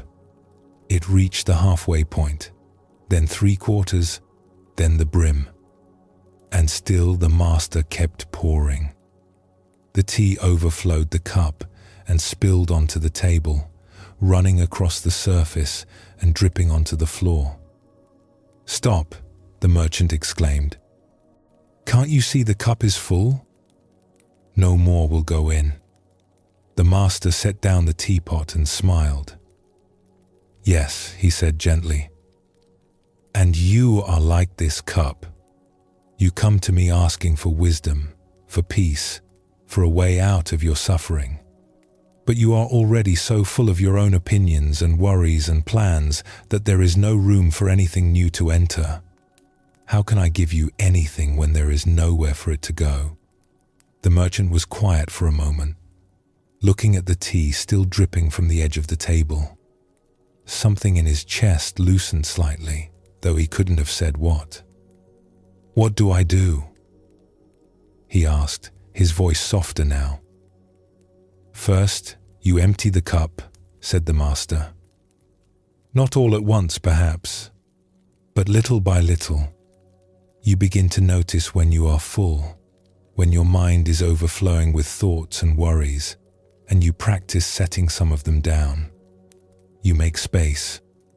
You create room for silence, for presence, for something other than the endless noise of your own thinking. But how? My worries are real. My business really could fail. My competitors really are trying to take my customers. How can I just ignore these things?" The master shook his head.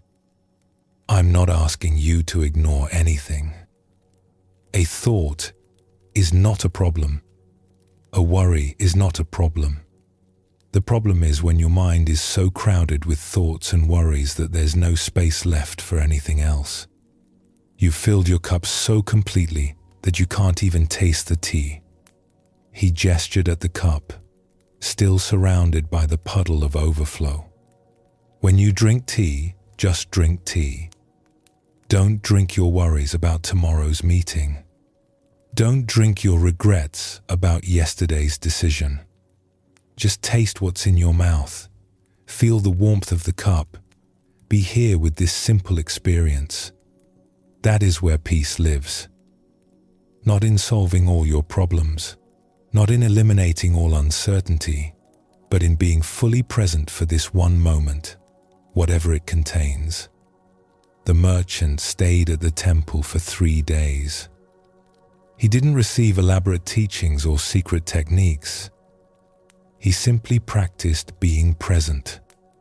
He drank tea and just drank tea.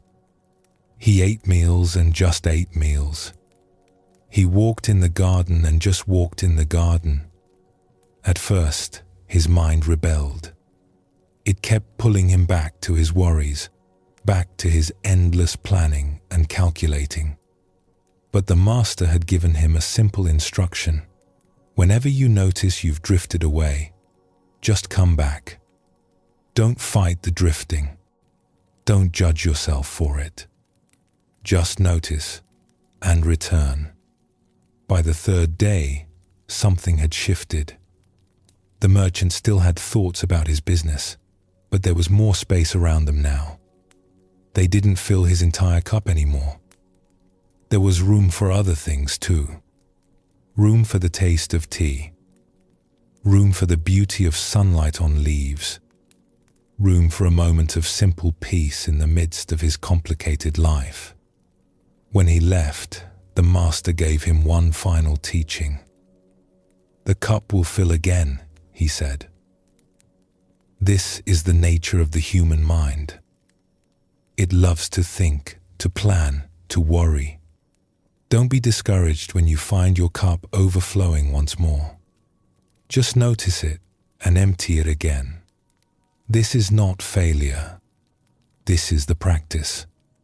The merchant bowed deeply, something he would not have done 3 days earlier, when he had arrived full of self-importance and urgency. One more thing, the master said. Don't wait until the cup is overflowing to empty it. Don't wait until you are drowning in your thoughts before you remember presence. Practice a little every day. Drink 1 cup of tea with full attention. Take 1 walk where you notice what's around you, instead of planning your next move. These small moments of presence will keep the cup from filling so completely. They will remind you that there is always another way to be. The merchant went back to his business, back to his competitors and his deals and his endless responsibilities. But he was different now, not because his circumstances had changed, but because he had learned to empty his cup. He had learned that peace was not something he had to achieve or earn or wait for. It was something he could touch in any moment, simply by being fully there for it. Years later, when the merchant was an old man, he would tell this story to his grandchildren. He would pour tea until the cup overflowed, making them laugh at the mess, and then he would explain what the master had taught him. He would say that it was the most valuable teaching he ever received, worth more than all the gold he had earned in his long career. Because the gold was spent now, but the ability to empty his cup, to return to presence, to find peace in the midst of activity that had been with him every day for the rest of his life. This is what the Zen masters mean when they talk about presence as refuge. Not escape from life's difficulties, but a way of meeting them differently. Not elimination of anxiety, but a place anxiety cannot follow you when you truly arrive there. The present moment is almost always okay. Really, pause and consider this. Right now, in this specific instant, as you read these words, are you in danger? Is something terrible happening to your body at this exact moment? Almost certainly not. Almost certainly, you are safe, breathing, existing in a moment that contains no actual emergency. The emergencies are in your thoughts. The danger is in your imagination. The catastrophe is in the future you're constructing in your mind. But here, now, in this breath, in this heartbeat, things are usually manageable. Even good. Even beautiful, if you can pause long enough to notice. This doesn't mean you ignore real problems or pretend everything is fine when it isn't. When action is needed, take action. When planning is necessary, plan. But recognize the difference between useful engagement with reality and anxious spinning in your imagination. The first happens in the present, addressing actual circumstances. The second happens in your head, fighting ghosts that may never appear. Let's talk practically about how to find this refuge, how to return to presence when your mind has wandered off into past or future.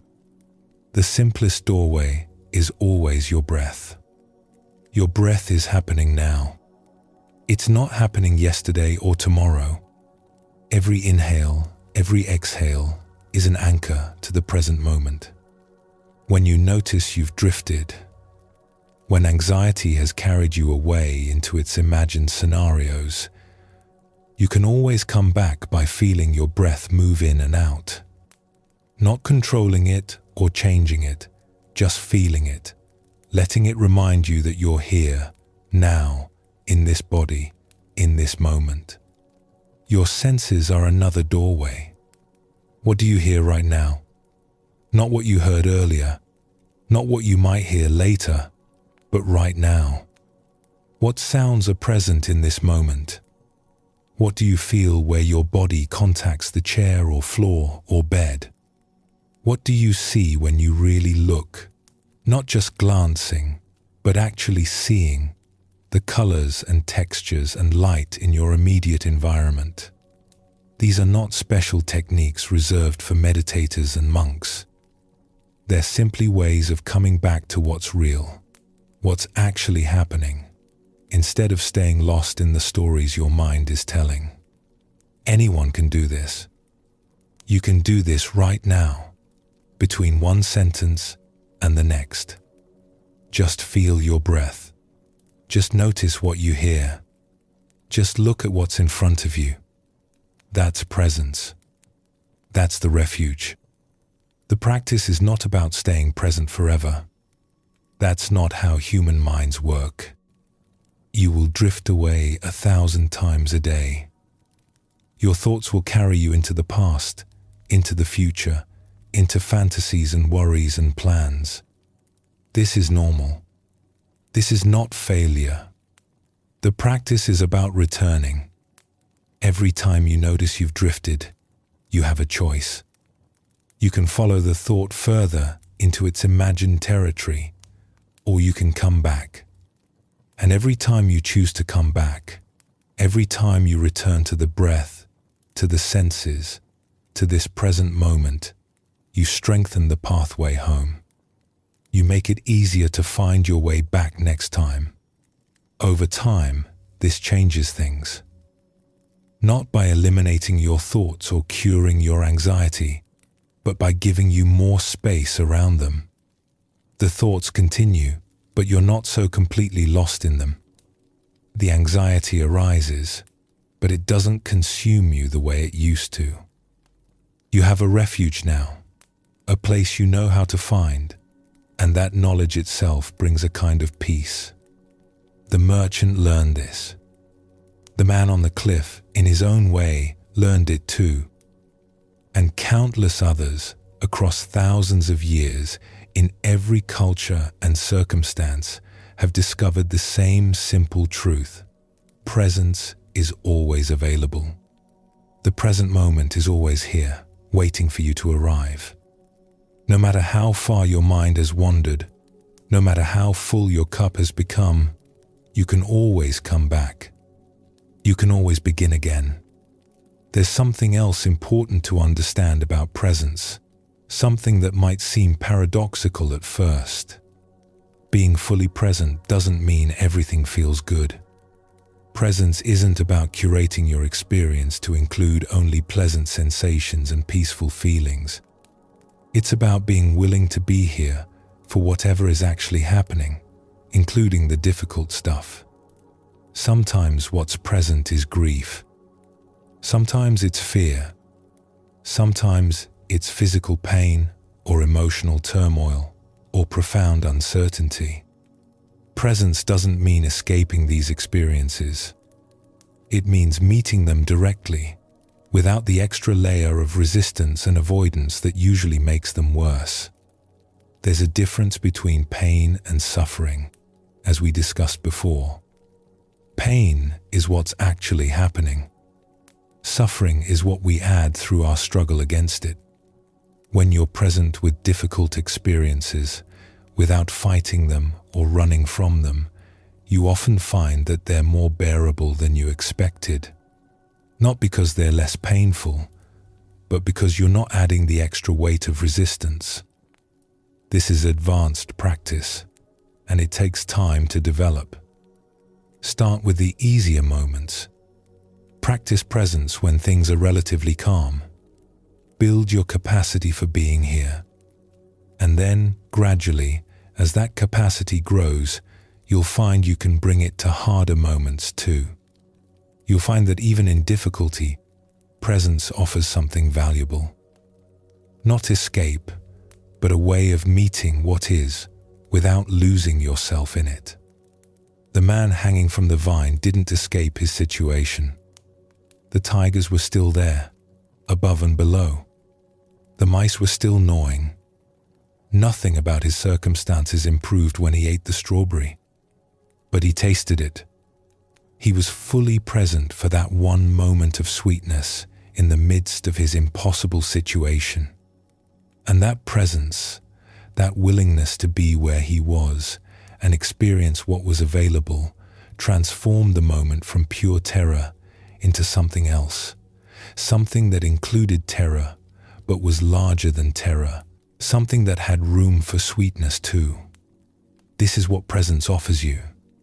Not a solution to your problems, not an escape from difficulty, not the elimination of anxiety, but a way of being here, fully here, for whatever your life actually contains, including the strawberries.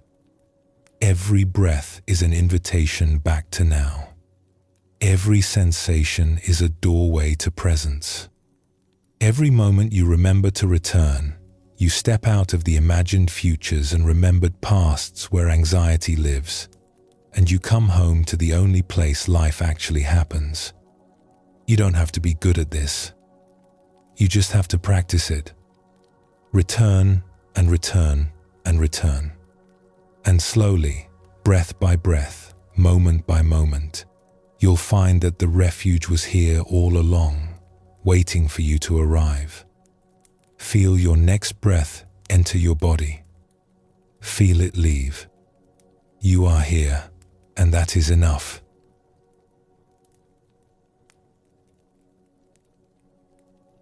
Everything changes. The weather, the seasons, the cells in your body. Your thoughts change from moment to moment. Your emotions rise and fall. Even the mountains are slowly wearing away into the sea. This might sound like sad news. We tend to hear impermanence as a threat, and we cling to what we love, feeling betrayed when it changes. But Buddhism offers a completely different perspective. It suggests that impermanence is not tragedy, but liberation. That the very thing we fear most about life is also what makes freedom possible. That understanding impermanence deeply, not just intellectually but in your bones, can transform your relationship with anxiety in a way that nothing else can. The Buddha taught that impermanence, called anicca in the ancient Pali language, is one of the three fundamental marks of existence. Everything that arises also passes away. Every beginning contains its ending. Every moment is already becoming the next moment, flowing and changing without pause. When you truly understand this, something shifts. You stop clinging so desperately to the good, because you know it cannot stay.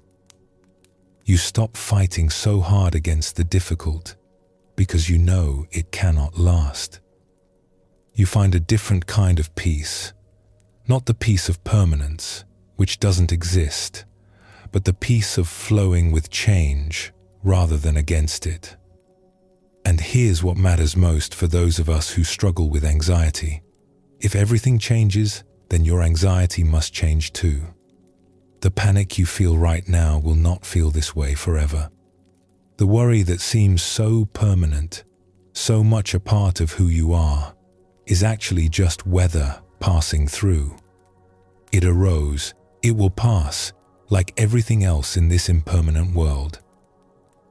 There is a story from the time of the Buddha that has been told for 2,500 years, passed down through countless generations because it speaks to something so fundamental about human suffering and the possibility of peace. It is the story of a young mother named Kisa Gotami. Kisa Gotami lived in a small village in ancient India. She had grown up poor and unremarkable, and when she married, she moved into her husband's family home, where she was treated as a servant rather than a daughter. But then she gave birth to a son, and everything changed. The family celebrated. Her status transformed overnight. She was no longer invisible. She was the mother of the heir, and she was loved.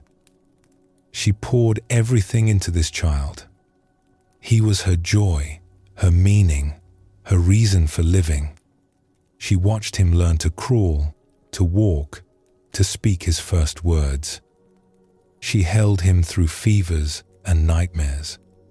She couldn't imagine life without him. She didn't want to imagine it. Then, when the boy was still very young, he became ill. It happened quickly, as these things sometimes do. One day he was playing in the courtyard, and a few days later, he was dead. Kisa Gotami held his small body and felt her world collapse entirely. This could not be happening.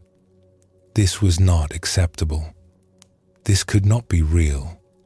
She refused to accept that her son was gone. She carried his body through the village, knocking on every door, asking if anyone had medicine that could bring him back. People looked at her with pity and confusion. Some tried to explain gently that the child was beyond medicine now. Others turned away, unable to bear her grief. But Kisa Gotami kept searching, kept asking, kept believing that somewhere there must be a cure for death. Finally, someone suggested she visit the Buddha, who was teaching nearby. Perhaps this great sage would have the medicine she sought. Kisa Gotami made her way to where the Buddha was staying, still carrying her son's body, still hoping. She pushed through the crowd and fell at his feet, begging him for medicine that would restore her child to life. The Buddha looked at her with great compassion. He did not tell her that her son was dead and she needed to accept it. He did not lecture her on impermanence or the nature of suffering. Instead, he said, "I can help you. But first, you must bring me something. Go back to the village and bring me a mustard seed. Just one small mustard seed. But it must come from a house where no one has ever died. No parent, no child, no spouse, no sibling. A house that has never known death." Kisa Gotami felt hope surge in her chest. A mustard seed. That was all. Such a simple thing. She bowed to the Buddha and rushed back to the village, still carrying her son, now filled with desperate purpose. She knocked on the first door.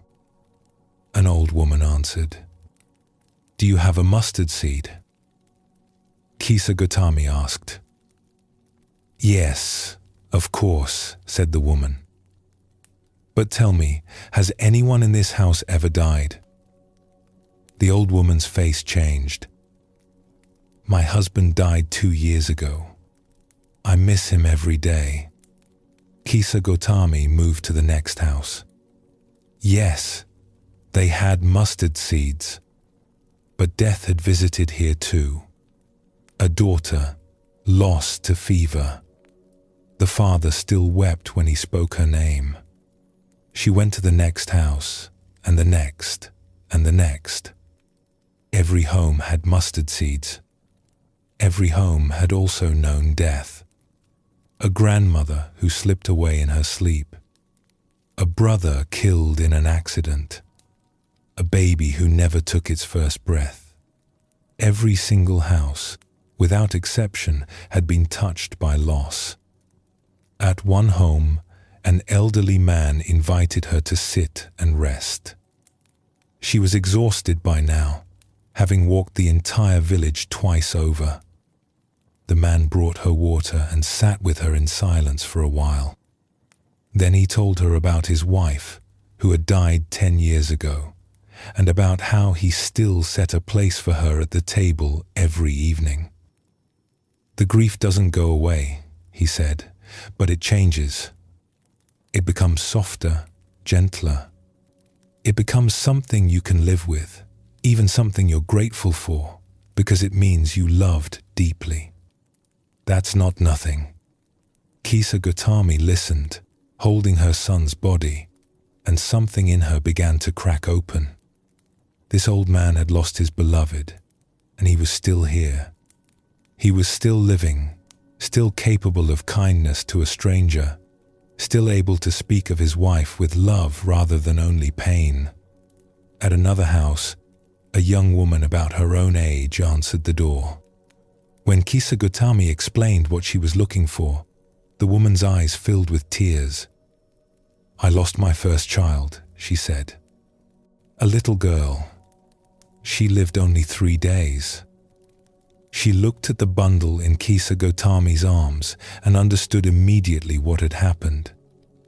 Without another word, she stepped forward and embraced Kisa Gotami, this stranger, this fellow member of the most terrible club in the world.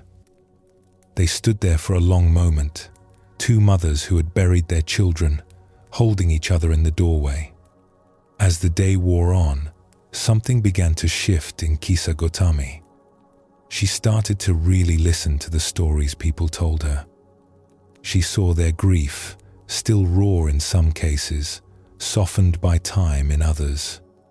She saw that she was not alone in her suffering.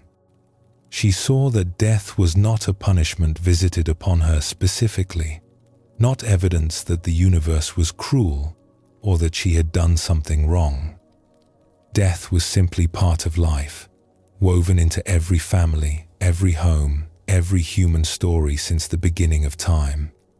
By evening, she had not found a single house untouched by death, and she realized that she never would.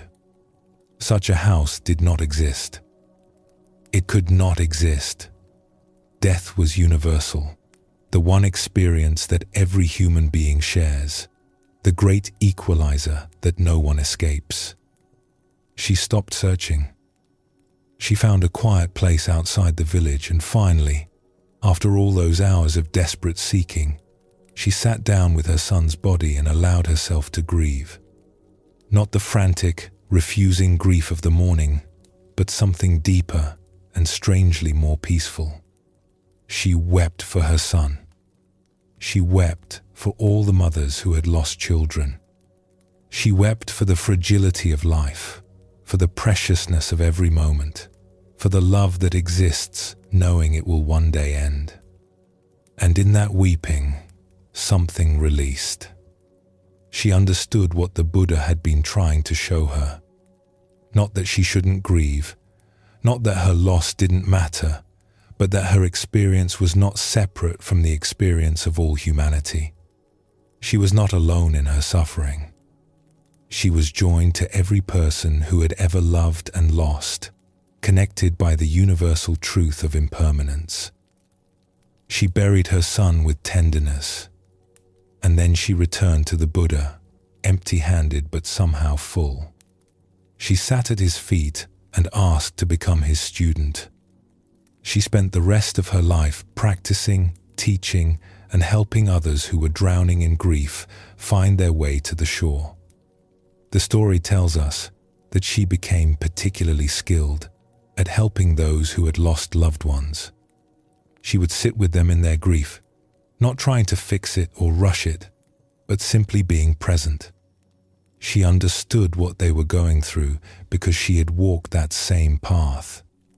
And she could offer them what the Buddha had offered her, not a cure for impermanence, but a way to live with it. Not an escape from loss, but a transformation of the relationship to loss. She never forgot her son. She carried him with her always, in her heart, in her motivation to help others, in her deep understanding of how precious and fragile life is. But she was no longer broken by his death. She had found a way to let grief become wisdom, to let loss become compassion, to let impermanence become freedom.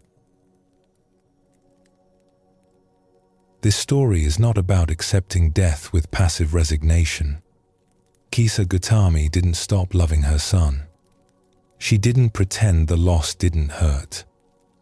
She grieved fully and deeply, as we all must when we lose what we love. But something changed in her understanding. She stopped fighting against the nature of reality. She stopped asking, "Why me?" and started to see that impermanence touches everyone equally. She stopped isolating herself in her suffering and recognized that she was part of a vast human community, all of whom know loss, all of whom walk the same path from birth to death. This is what understanding impermanence offers. Not numbness, not indifference, but a different relationship with change.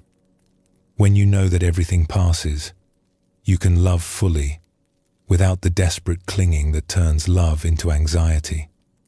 You can grieve fully without the added suffering of believing your grief should not exist. You can meet life as it actually is, flowing and changing, rather than demanding it be something it cannot be. The Buddha didn't give Kisa Gautami what she asked for. He gave her something better. He gave her a way to live with loss, to find peace not by escaping impermanence, but by embracing it. There's another teaching that flows from this understanding, one that applies directly to anxiety and the difficult states of mind that can make life feel so unbearable. A young monk was struggling. He had come to the monastery seeking peace, but instead he found his mind more turbulent than ever. Without the distractions of ordinary life, he was forced to sit with his anxiety, his fear, his endless worried thoughts. He felt like he was drowning. He went to his teacher, an old nun who had practiced for 50 years, and confessed his despair. "I came here to find peace," he said, "but I found only suffering. My mind is a storm that never stops. I don't think I can do this." The old nun listened patiently. When he finished, she didn't immediately respond. Instead, she stood and walked to the window, looking out at the sky. Dark clouds were gathering on the horizon, and the first drops of rain were beginning to fall. "Do you see that storm?" The young monk nodded. "It looks fierce, doesn't it? The sky is dark. The wind is picking up. Soon there will be thunder and lightning and rain so heavy you can barely see through it." The monk nodded again, unsure where this was going. "Tell me," said the old nun, "has a storm ever lasted forever?" The monk considered this. "No," he said. "Storms always pass." "Always," the old nun agreed. "Without exception. Some are brief, some last for days, but eventually every storm exhausts itself and the sky clears. This is simply how weather works. Do you argue with this? Do you think storms should be permanent? Of course not. Then why do you argue with the storms in your mind? Why do you believe that your anxiety will last forever when nothing else does?" The young monk was quiet. He had never thought of it quite this way. "Your difficult states are weather," the old nun said, turning from the window to look at him directly. "They are not climate. Climate is the average over time, the general pattern. Weather is what's happening right now, and weather always changes." She sat down across from him, her eyes kind but direct. When the storm is raging, it feels like it will never end. This is the nature of storms, both outside and in. They are so loud, so consuming, so present, that we forget there was ever clear sky. We forget that clear sky will return. We identify with the storm completely and believe it is who we are. But you have lived long enough to know better. You have survived many internal storms. Think back. Every bout of anxiety you have ever experienced has ended. Every dark period has eventually lifted. Every time you were certain you couldn't go on, you went on anyway. Not because you did something heroic, but simply because everything passes. That is the law of this universe. The young monk felt something loosen in his chest. It was true. He had felt this despair before, many times. And it had always passed. Somehow, he had always found his way back to steadier ground. "So what do I do when the storm is happening?" he asked. "How do I survive it?" You don't fight it. Fighting a storm only exhausts you. You don't pretend it isn't happening. Denial doesn't make weather disappear. You simply remember that it is weather. You remind yourself, as many times as you need to, that this is temporary. You take shelter where you can, you wait, and you trust that clear sky is on the other side. She smiled gently. And here's what you'll discover with practice. The more you remember that storms are temporary, the less frightening they become.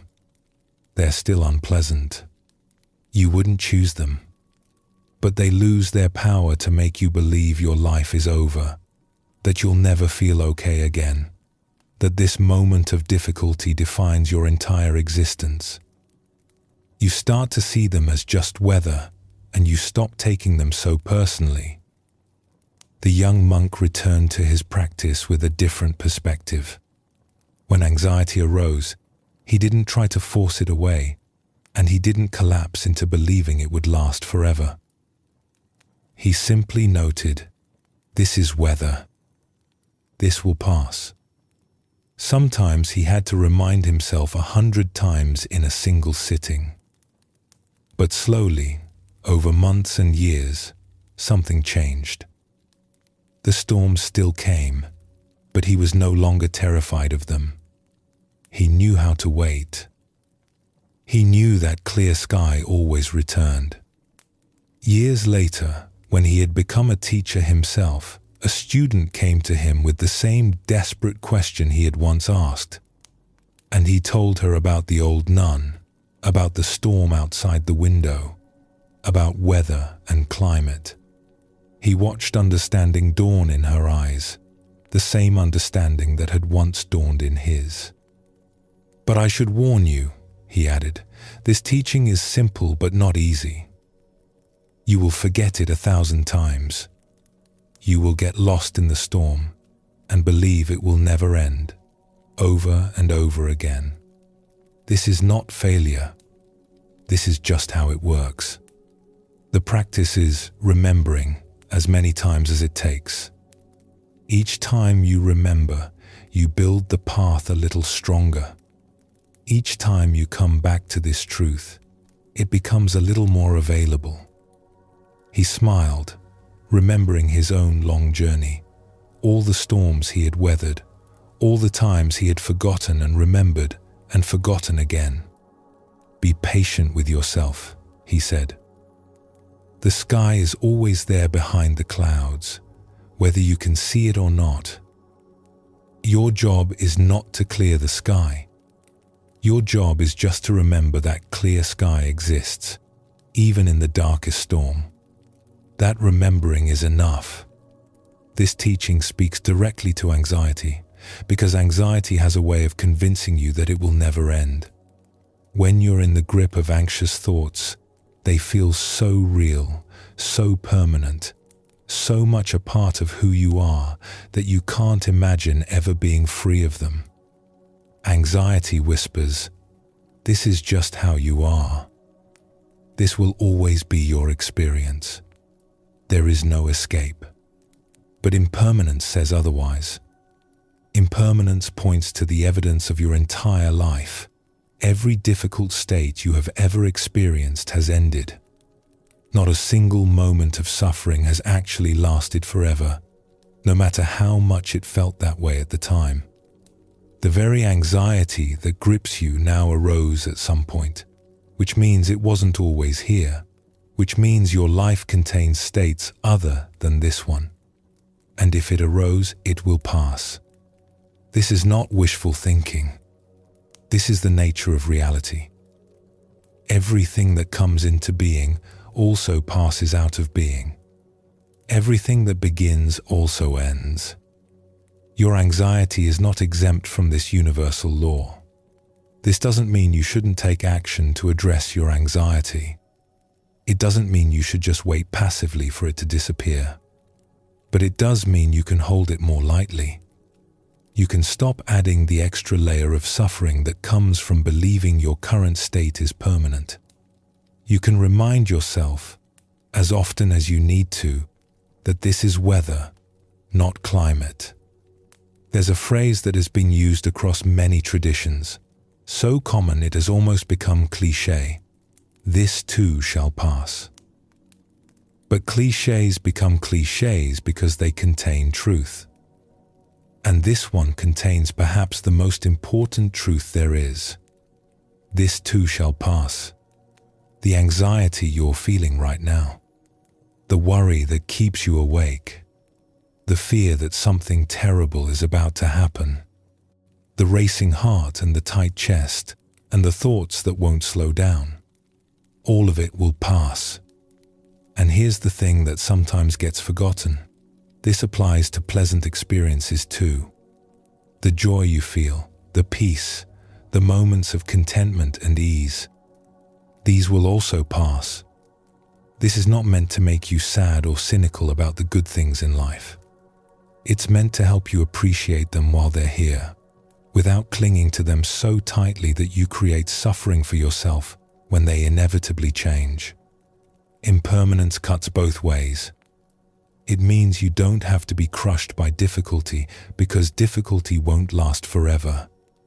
And it means you can be fully present for joy because joy is precious and fleeting and deserves your complete attention while it's here. This is the freedom that impermanence offers. Freedom from the desperate clinging that tries to freeze pleasant experiences in place. Freedom from the hopeless despair that believes painful experiences will never end. Freedom to flow with life as it actually is, changing moment by moment, rather than constantly fighting the current. Let's bring this back to practical experience. Right now, as you listen to these words, your experience is already changing. The breath you took a moment ago is gone. The thought you had a few seconds ago has been replaced by a different thought. The sensations in your body have shifted, even if only slightly. Nothing about your experience right now is identical to your experience a minute ago. Nothing about your experience a minute from now will be identical to right now. You are a river, not a stone. You are weather, not a fixed object. When you really pay attention to this, something relaxes. The solid sense of me having this problem starts to feel less solid. The anxiety that seemed like such a permanent fixture starts to reveal its edges, its arising and passing, its nature as a temporary phenomenon rather than an eternal truth. This is not intellectual understanding. This is something you can feel directly in your experience right now if you pay close attention. Notice how this moment is already gone. Notice how the next moment is already changing. Notice how nothing stays, how everything flows, how the river of experience never stops moving. your anxiety is part of this river. It is not a boulder blocking the flow. It is water, just like everything else, moving and changing and passing. You don't have to remove it or fix it or conquer it. You just have to let it flow through, trusting that the nature of rivers is to keep moving. Kisa Gautami discovered this truth through walking from door to door, searching for a house that death had never touched. The young monk discovered it through years of watching his own internal storms arise and pass. And you can discover it too, through paying attention to your own experience, through noticing how nothing lasts, through remembering that every difficult moment in your past eventually ended. You have already survived everything life has thrown at you. Not because you're special, but because impermanence is the nature of things. The darkest moments passed. The worst anxiety eased. The periods when you were certain you couldn't go on eventually gave way to periods when going on felt possible again. This is not a small thing. This is evidence. This is proof that impermanence applies to your suffering just as much as it applies to everything else in this universe. So when anxiety arises, and it will, you can meet it with this understanding. Not fighting, not fleeing, not pretending it isn't there. Just remembering, this is weather. This has arisen, and it will pass. I have survived every storm so far, and I will survive this one too. This is impermanence as freedom.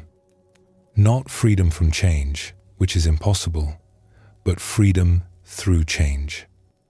The knowledge that nothing is permanent means nothing is hopeless. The knowledge that everything passes means relief is always on the way. The storms of anxiety will come.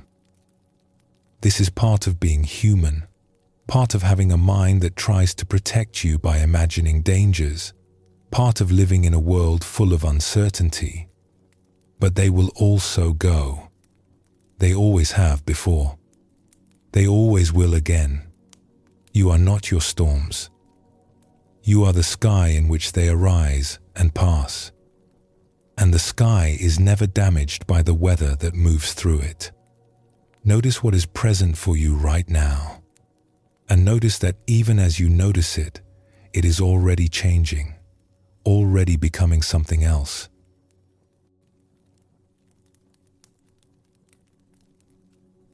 So much of our anxiety comes from a single belief that runs beneath everything else, that this moment, as it is not enough.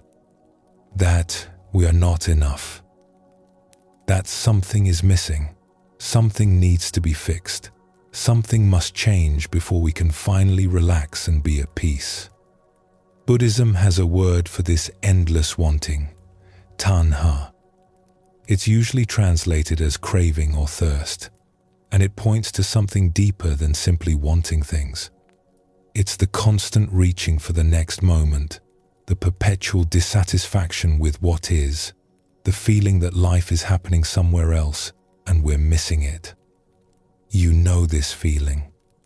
That restless sense that you should be doing something other than what you're doing. The inability to sit still without reaching for your phone. The way a pleasant moment gets interrupted by thoughts about what might go wrong, or what you should do next, or whether this will last. There's always something more to want, more to worry about, more to achieve before you can be okay. But what if you're already okay? What if this moment, exactly as it is, contains everything you actually need? Not everything you want, perhaps. Not the ideal circumstances you've been waiting for, but enough. Simply enough. This is one of the most radical teachings in Buddhism, and one of the hardest to accept in a culture that profits from your dissatisfaction. It says that contentment is possible right now, not when you get the promotion or find the relationship or solve all your problems. Now. There's an old story told in many versions across different cultures, about a stone cutter who lived in a small village at the foot of a great mountain. This stone cutter spent his days chipping away at rock, shaping blocks for buildings and bridges. It was hard work, and his hands were rough and calloused, his back always aching by evening. He earned enough to live simply, a small house, a patient wife, food on the table. By any reasonable measure, he had a good life. But he couldn't see it that way. He looked at what others had and felt his own life was lacking.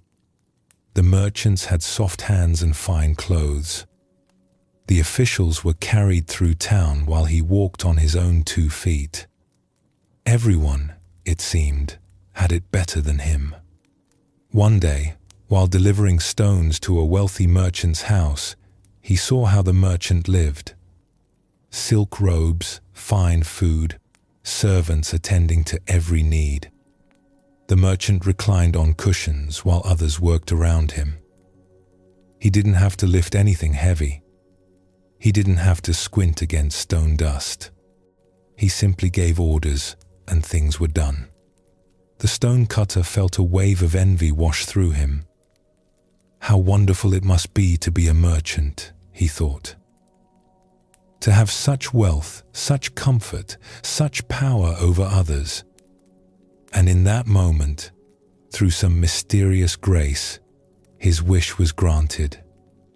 He became a wealthy merchant with all the fine things he had envied.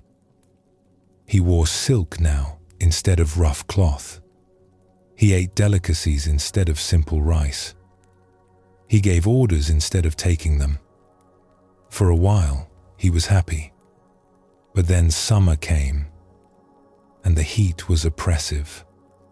He sat in his fine house, sweating through his silk robes, fanning himself uselessly. He looked out the window and saw a high official passing by in a grand procession. Servants holding a canopy over him to block the sun, attendants fanning him as he moved. How wonderful to be a high official, the merchant thought. Even the sun cannot touch him. And again, his wish was granted. He became a high official, carried through the streets in a covered sedan chair, shielded from the elements, feared and respected by all. But then he noticed something. Despite the canopy, despite the fans, the sun still beat down mercilessly. The crops withered in the fields below. Rivers began to dry up. The sun was more powerful than any official, more powerful than any human authority. The sun is the most powerful thing of all, he thought. I wish I were the sun. And he became the sun, blazing down on the earth, feared by farmers and merchants and officials alike. He felt truly powerful now. Nothing could stand against him. But then a cloud drifted across the sky, blocking his rays, casting shadow on the land below. He could not burn through it. He could not push it aside. The cloud is more powerful than the sun, he realized. I wish I were a cloud. And he became a cloud, blocking the sun, gathering moisture, releasing rain when and where he chose. He flooded fields and filled rivers. He made farmers look up at the sky in hope or despair depending on his mood. He was more powerful than the sun. But then a wind came, pushing him across the sky against his will, scattering his form, sending him tumbling helplessly across the heavens. He tried to hold together, but the wind was relentless, tearing him apart, dispersing him across miles of sky. The wind is more powerful than clouds, he thought. I wish I were the wind. And he became the wind, howling across the land, bending trees, whipping up waves, driving rain before him, unstoppable by any force. Ships feared him. Farmers cursed him. Birds were thrown off course by his strength. He was power itself, invisible and irresistible.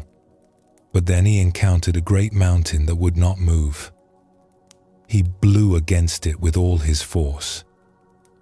He screamed around its peaks. He tried for days to shift it even slightly.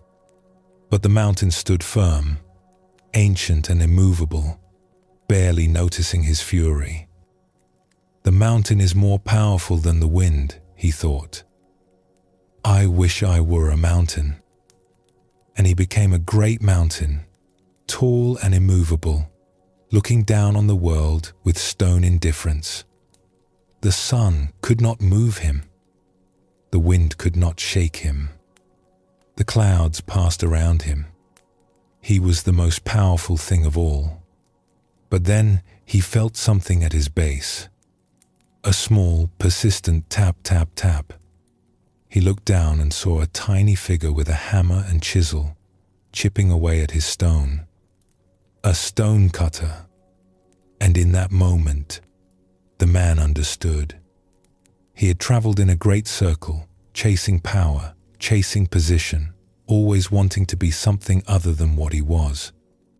And where had it led him? Right back to where he started. The stone cutter was chipping away at the mountain, just as he had once chipped away at rock.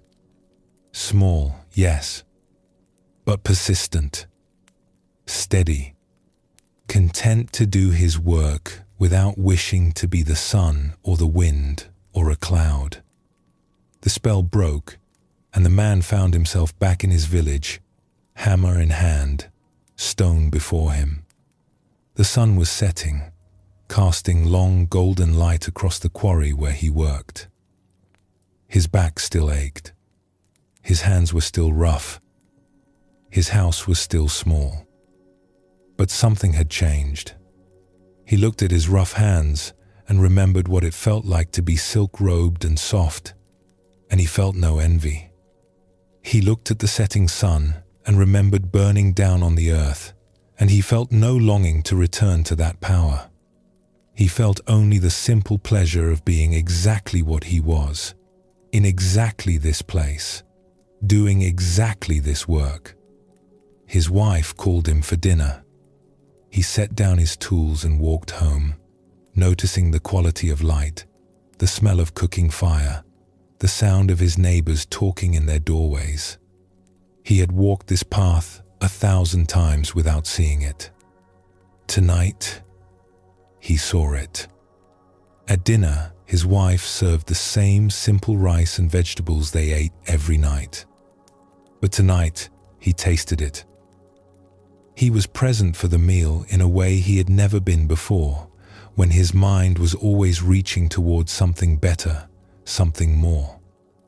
"You seem different," his wife said, watching him. "I went on a long journey today," he said, "and I ended up right back here. And for the first time, I don't want to be anywhere else." He lived the rest of his days as a stone cutter. He never became wealthy or powerful or famous. But he had found something that wealth and power could never buy: the ability to be satisfied with his own life, as it actually was, without needing it to be something else first. This story points to something important about the nature of wanting. We think that if we just get the next thing, we'll finally be satisfied. If we just achieve the next goal, reach the next level, acquire the next possession, then we'll be happy. But the goalposts keep moving. There's always something more to want, always another rung on the ladder, always someone who has what we don't. The stonecutter discovered what Buddhist teachers have been pointing to for thousands of years, that the problem isn't with what we have, but with the endless wanting itself. Peace doesn't come from getting more. It comes from realizing that what you have is already enough. This doesn't mean you stop working or striving or improving your life.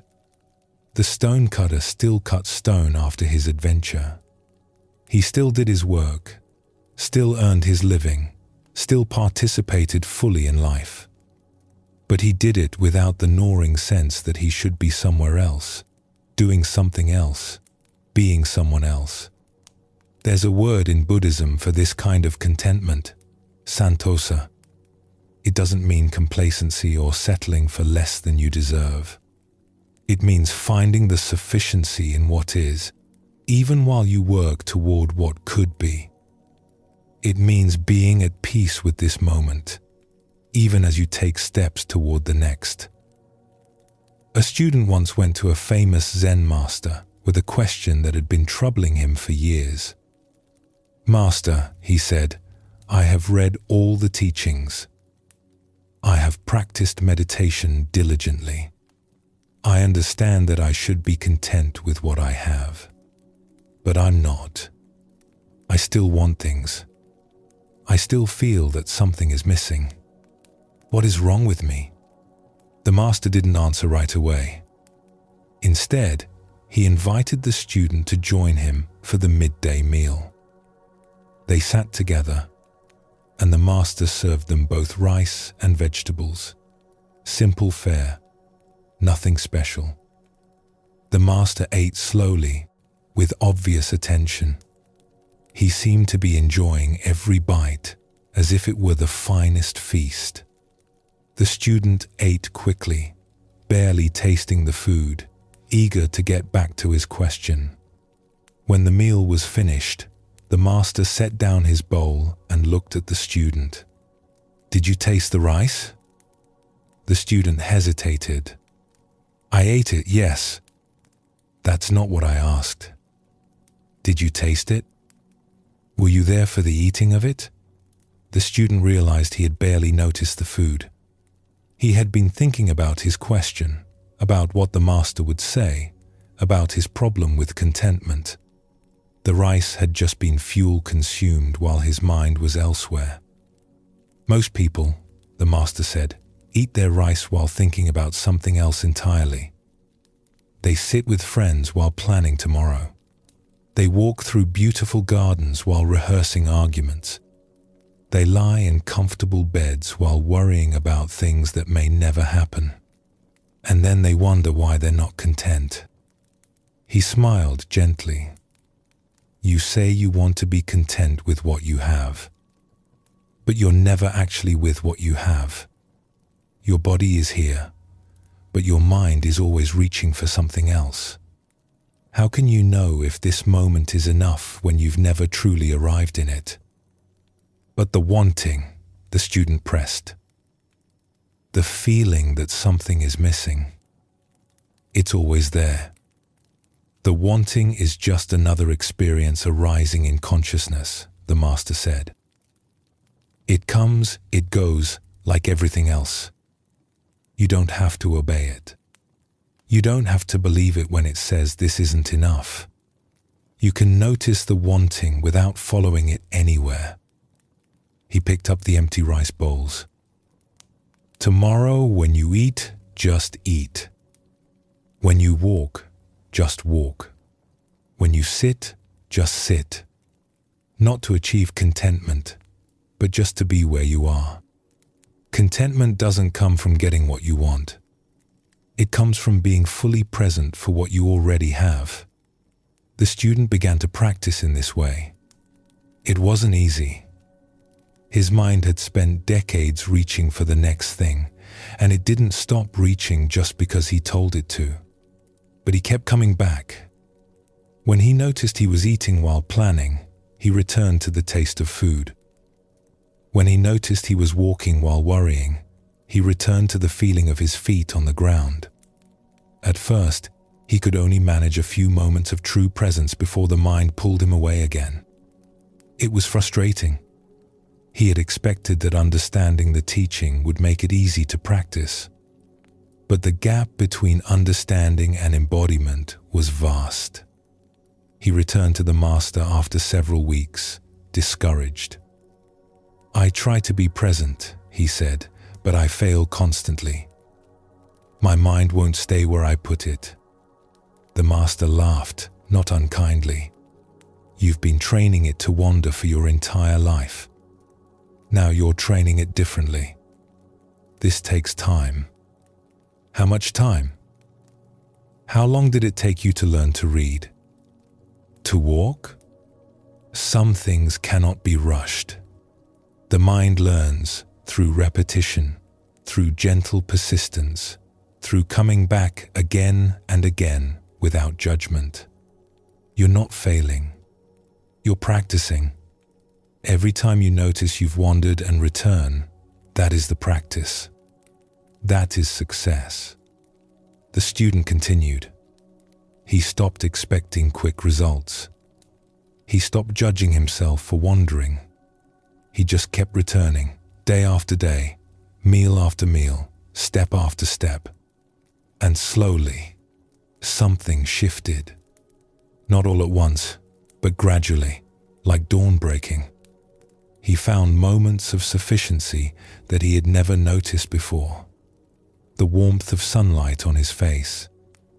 The satisfaction of a task completed.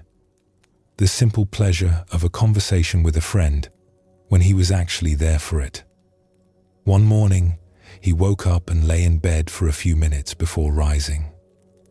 Not planning his day, not worrying about what needed to be done, just lying there, feeling the warmth of the blankets, hearing the birds outside, being present for the simple fact of being alive, comfortable, safe.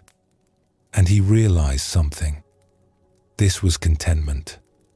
Not a grand spiritual achievement, not a permanent state of bliss, but just this, being present for what was already good in his life, instead of always reaching for something more. He still had wants. He still had ambitions and preferences and goals. But they no longer ran his life. He could want something and still be at peace. He could prefer a different outcome and still accept what was happening. The wanting was there, but he was no longer consumed by it.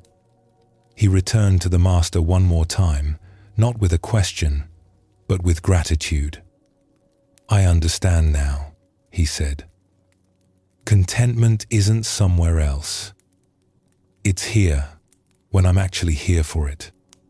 The Master smiled and poured them both tea. "Then let's drink tea," he said. And they did. This is what contentment actually looks like. Not the absence of desire, but a different relationship to desire. Not getting everything you want, but being present for what you have. Not achieving some special state, but simply arriving fully in the ordinary moments of your life. Anxiety feeds on the belief that this moment is not enough, that you should be further along, that things should be different, that you can't rest until various conditions are met. But conditions are never perfectly met. There's always something that could be better, always some threat on the horizon, always some gap between how things are and how you think they should be. The practice of contentment doesn't close that gap. It teaches you to live peacefully with it, to stop demanding that reality match your preferences before you'll allow yourself to be okay, to find the sufficiency that exists in every moment if you're present enough to notice it. There's a famous Zen exchange that goes like this. A student asks the Master, "What is enlightenment?" The Master replies, "When hungry, eat. When tired, sleep." The student is confused. But everyone does that. What's special about eating when hungry and sleeping when tired? The Master shakes his head. No. Most people, when eating, are thinking of 1,000 things. When sleeping, they are dreaming of 1,000 worries. Eating is not eating. Sleeping is not sleeping. They are never where they are. This points to something essential. We think contentment is about having the right circumstances, the right job, the right relationship, the right amount of money. the right state of health. But Zen suggests it's about something much simpler and much harder, actually being present for your circumstances, whatever they are.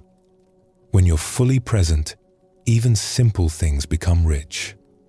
A cup of tea becomes an experience of warmth and taste and comfort.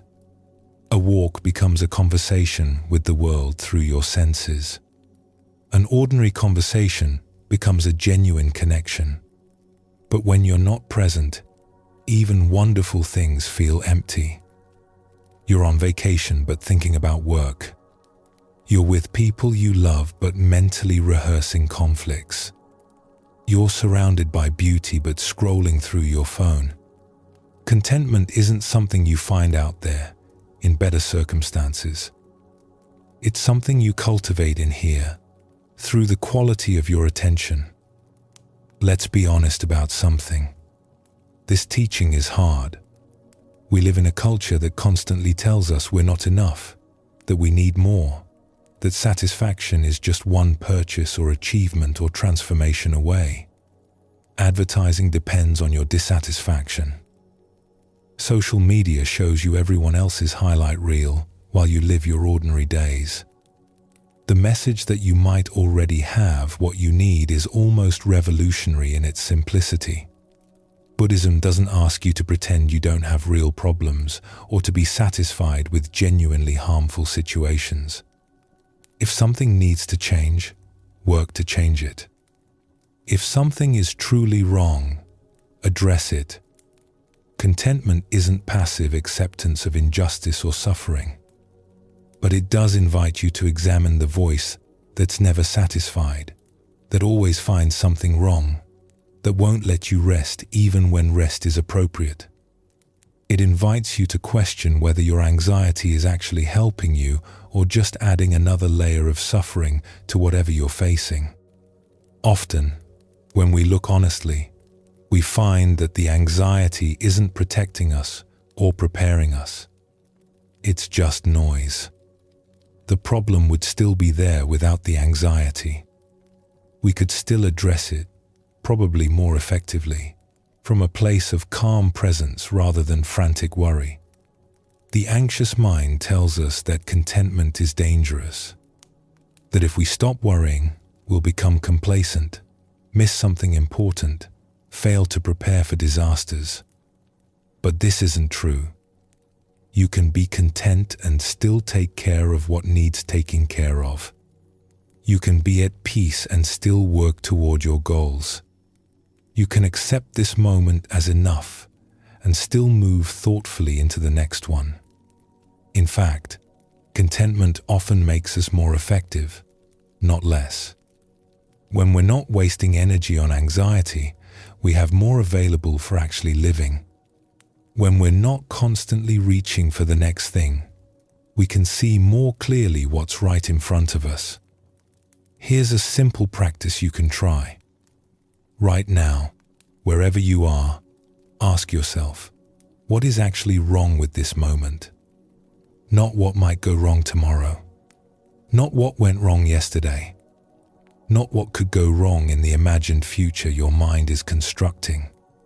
Right now, in this specific moment, what is actually wrong? Usually, when we ask this question honestly, we find that the present moment is okay. We're breathing. We're alive. We're not in immediate danger. Whatever problems we have exist in other times, in memories or projections, not in this specific instant. This doesn't make the thoughts go away. It doesn't solve anything, but it creates a small gap, a moment of perspective. You can see that the anxiety is about something other than right now, and right now is actually okay. Try it again. Right here, right now. Are you okay? The roof over your head, if you have one. The breath in your lungs. The fact that you're able to listen to these words, that you have the time and inclination to seek peace. These are not nothing. These are, in fact, quite a lot. This is not about ignoring real problems or pretending everything is fine. It's about recognizing that most of the time, in most moments, we have what we need. The insufficiency we feel is usually about some other moment, some imagined scenario, some comparison to what we think we should have. This is the beginning of contentment. Not a grand declaration that everything is perfect, but a simple recognition that this moment, as it is workable. You can be here for it. You can meet it. You don't have to wait for better circumstances to begin being present for your life. The stonecutter traveled through all those forms, seeking power and position, always thinking the next thing would finally be enough. But he could only find peace when he stopped running, stopped wanting to be somewhere else, and settled into being exactly where he was. The student ate his rice while thinking about contentment, missing the contentment that was available right there in the eating. He could only find what he was looking for when he stopped looking and started actually tasting his food, actually living his life. These stories point to the same truth from different angles. What you're looking for isn't out there. It's here, in the quality of your presence, in your willingness to actually arrive in the moments you're given. You already have enough, not in some abstract spiritual sense, but practically, right now, in this breath, in this moment. The sufficiency you seek is here. It always has been. The stonecutter went all the way around the world in his wanting. The student sat through countless meals with his mind elsewhere. Both of them had to learn the same lesson. What they were looking for was already present, hidden only by their constant reaching for something else. You don't have to travel that far. You can begin right now, with this breath, with this moment, by letting it be enough. Take a breath and notice where you are. For just this moment, let it be enough.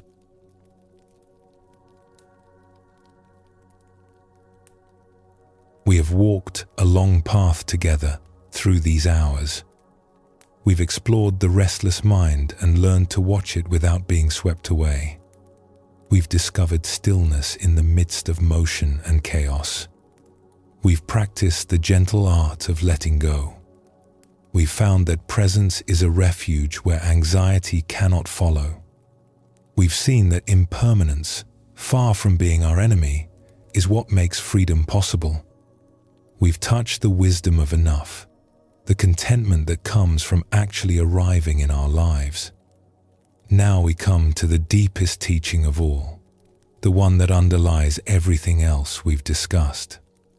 It concerns who you really are, beneath the anxiety, beneath the thoughts, beneath all the stories you tell about yourself and all the stories others have told about you. Buddhism teaches that there is something in you that has never been touched by your suffering. Something that remains calm even when your mind is storming. Something that watches the anxiety without being the anxiety, that observes the fear without being consumed by it, that knows the thoughts without becoming lost in them.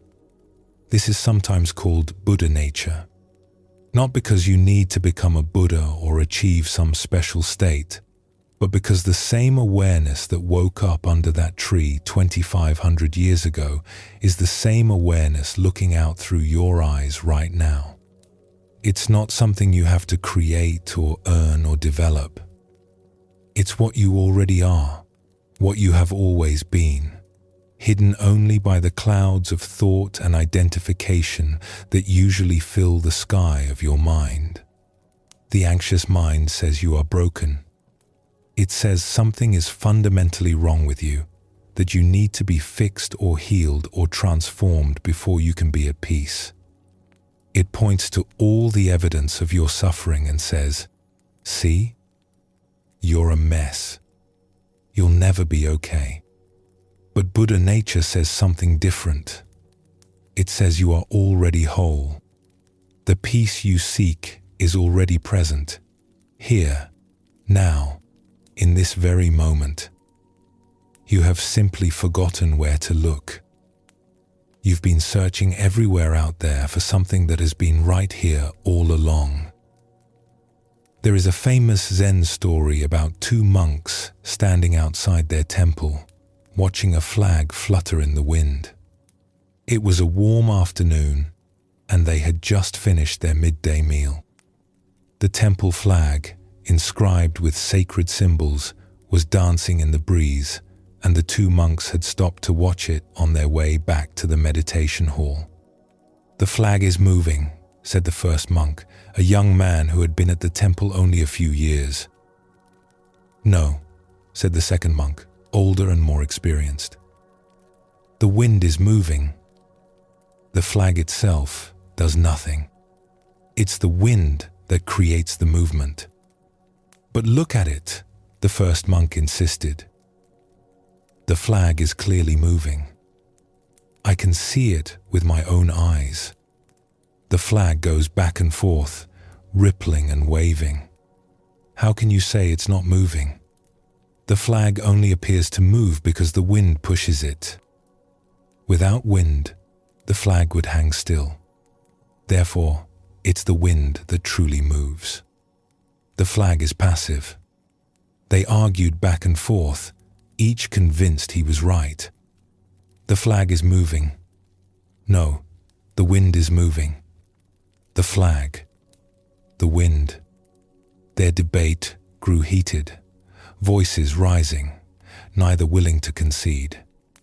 Other monks began to gather, some taking one side, some the other. What had started as an idle observation was becoming a full-scale philosophical dispute. A senior teacher happened to be passing by and overheard their argument. He stopped and watched them for a moment, these earnest monks so caught up in their disagreement that they had forgotten they were supposed to be practicing peace. He could see their faces flushed with the need to be right, their bodies tense with the effort of convincing each other. "You are both wrong," he said quietly. The monks fell silent and turned to face him. The crowd that had gathered parted to let him through. "It is not the flag that moves. It is not the wind that moves." He paused, looking at each of them with gentle but penetrating eyes.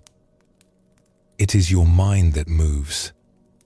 The monks stood there, mouths open, the argument suddenly empty. They looked at the flag, still fluttering. They felt the wind, still blowing, and something shifted in their understanding. Nothing had changed about the scene in front of them. The flag still moved in the wind, or the wind still moved the flag, however you wanted to describe it. But their argument, their heated debate, their certainty that they were right and the other was wrong, all of that was happening in their minds. The movement they were arguing about was less important than the movement of their own thoughts, their own positions, their own need to be correct. The young monk later said it was the most important moment of his training. Not because the teacher had resolved the question of whether the flag or the wind was moving, but because he had shown them something they hadn't seen. They were lost in the movement of their own minds, unable to step back into the stillness from which they could see clearly. This is one of the most important Zen stories ever told, and it points to something essential about anxiety and peace. We spend so much energy arguing with reality. We debate endlessly about what's happening, what it means, what should be done, whether things are good or bad, whether we are good or bad. We are like those two monks, caught up in our positions, certain we see things correctly, exhausting ourselves in mental struggle. But there is something that watches all of this. There is an awareness that can notice the flag, notice the wind, notice the monks arguing, notice your own thoughts arising in response. This awareness is not taking sides. It is not caught up in the debate. It simply observes, clearly and calmly, whatever is happening. When the teacher said, "It is your mind that moves," he was pointing to something beyond the content of the argument. He was pointing to the fact that both monks were identified with their thoughts, lost in the movement of their own minds, unable to see from the still point that existed before they started debating. That still point is available to you. It is, in fact, what you most fundamentally are. It's the calm that our title speaks of, the calm, anxious mind that becomes possible not through silencing thoughts, but through recognizing what you are beneath them. Another story tells of a student who came to his teacher in despair. "I feel broken," the student said. "I've been practicing for years, but my mind is still a mess. I still get anxious. I still get caught in thoughts. I still suffer. There must be something wrong with me at the core. Maybe I'm just not capable of peace." The teacher listened without interrupting. When the student had finished pouring out his frustration, the teacher stood and said, "Come with me." They walked in silence through the temple grounds, past the meditation hall, past the kitchen, past the gardens, until they reached a small pond at the edge of the property. It was evening, and the full moon was rising in the east. The surface of the pond was choppy. A breeze had picked up, and small waves rippled across the water. The teacher pointed at the pond. "Look at the moon's reflection," he said. The student looked. Because of the waves, the reflection was fragmented, broken into 1,000 pieces. It shimmered and wavered, sometimes disappearing entirely as a larger ripple passed through, then reappearing, still broken, still scattered. "Is the moon broken?" the teacher asked. The student looked up at the sky. The moon hung there, full and perfect, completely unaffected by the choppy water below. "No," the student said. "The moon is fine. It's only the reflection that looks broken. And when the water stills," as if on cue, the breeze died down. Slowly, the ripples subsided. The surface of the pond grew calm. And there, in the water, the moon's reflection appeared, whole and perfect, a mirror image of the sky above. "The moon was never broken," the teacher said. "Even when the reflection was scattered, the moon itself remained whole. The disturbance was only on the surface." He turned to face his student directly. "You are like that moon. Your true nature has never been broken, never been damaged, never been touched by any of the storms that have passed through your life.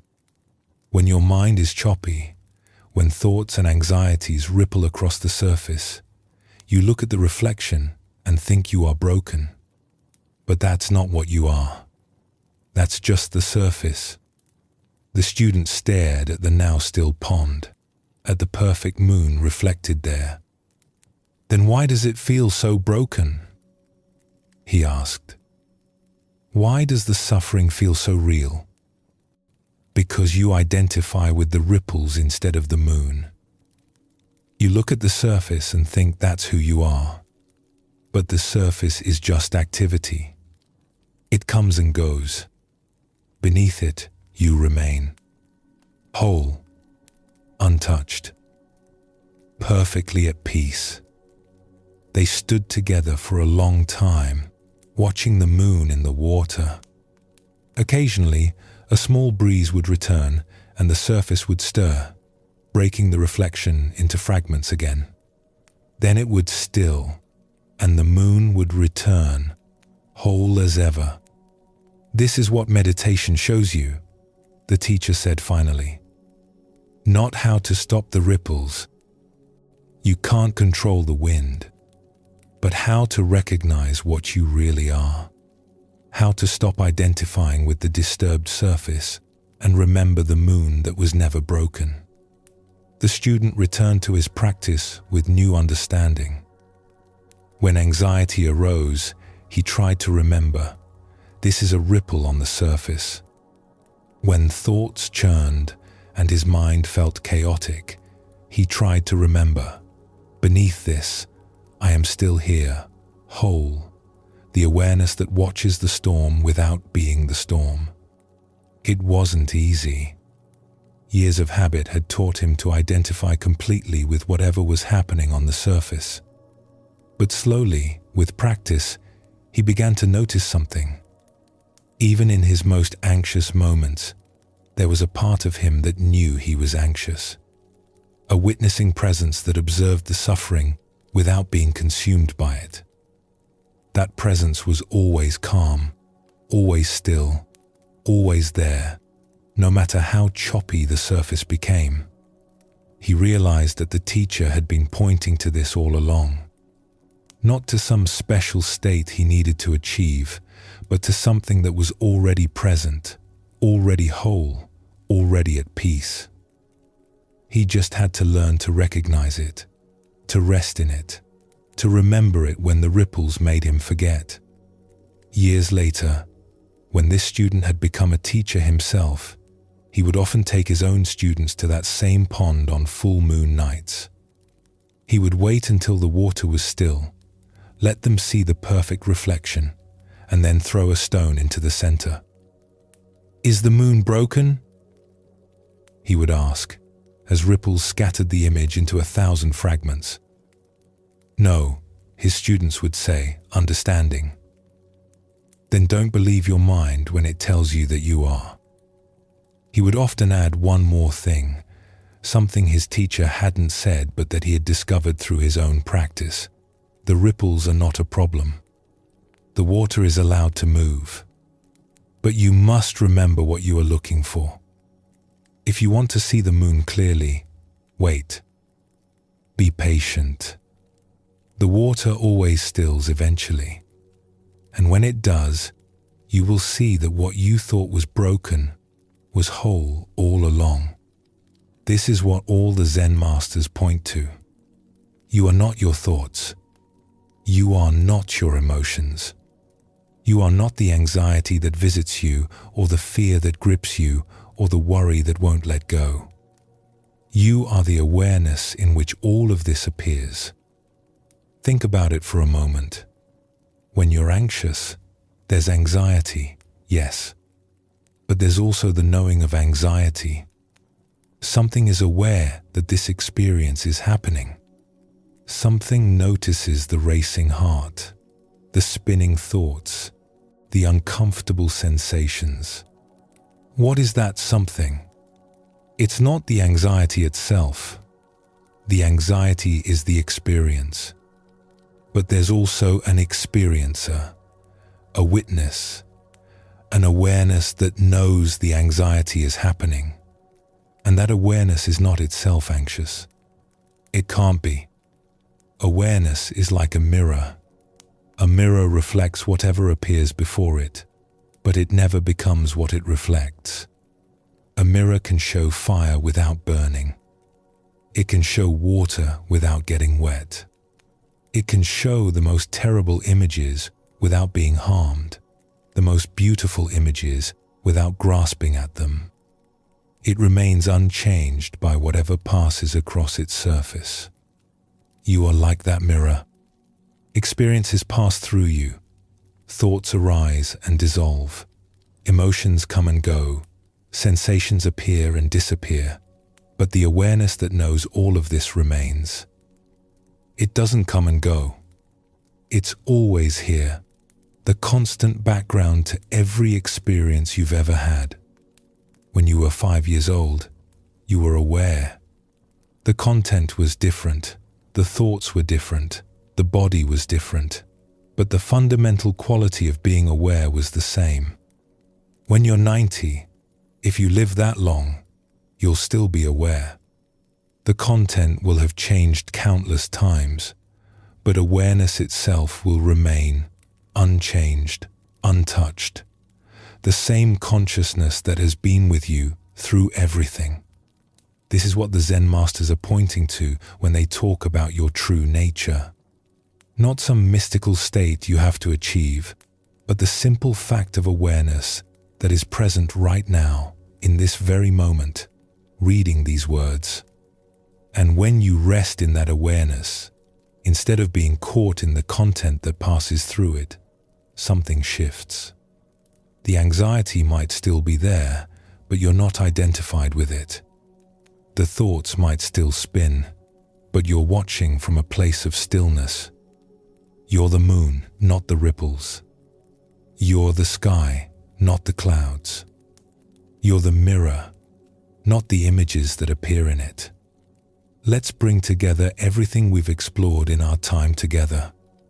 We set out to calm the anxious mind, and we've discovered that calming doesn't mean silencing or conquering. It means understanding. It means changing our relationship to what arises rather than fighting against it. We began by looking at the restless mind, the monkey swinging from branch to branch, and we learned that we don't have to follow every thought that arises. Thoughts are like empty boats, just drifting by, and we suffer when we add stories about them that aren't true. The master told his student that thoughts arise and pass on their own, like leaves falling from a tree, and our work is simply not to climb onto everyone. We explored stillness and discovered that peace isn't something we achieve through effort, but something we uncover when we stop struggling. Like the tea master facing the samurai, we found that presence itself is power, and calm is available even in chaos. Like Ryokan sitting in his leaking hut while the storm raged, we learned that the storm is outside, but inside, it can be still. We practiced the gentle art of letting go, releasing our grip on how we think things should be. The broken cup was already broken from the day it was made, and when we understand this, we can love fully without the clinging that turns love into anxiety. The student learned that letting go isn't about trying harder, but about turning the hand over and allowing what needs to fall to simply fall. We discovered that presence is a refuge. The man on the cliff, suspended between tigers, found a strawberry and tasted its sweetness. The present moment is almost always okay, and anxiety lives in the imagined future, not in now. The merchant learned to empty his cup so there was room for something other than worry. We learned that impermanence is not something to fear, but the very thing that sets us free. Every storm passes. Every difficult state ends.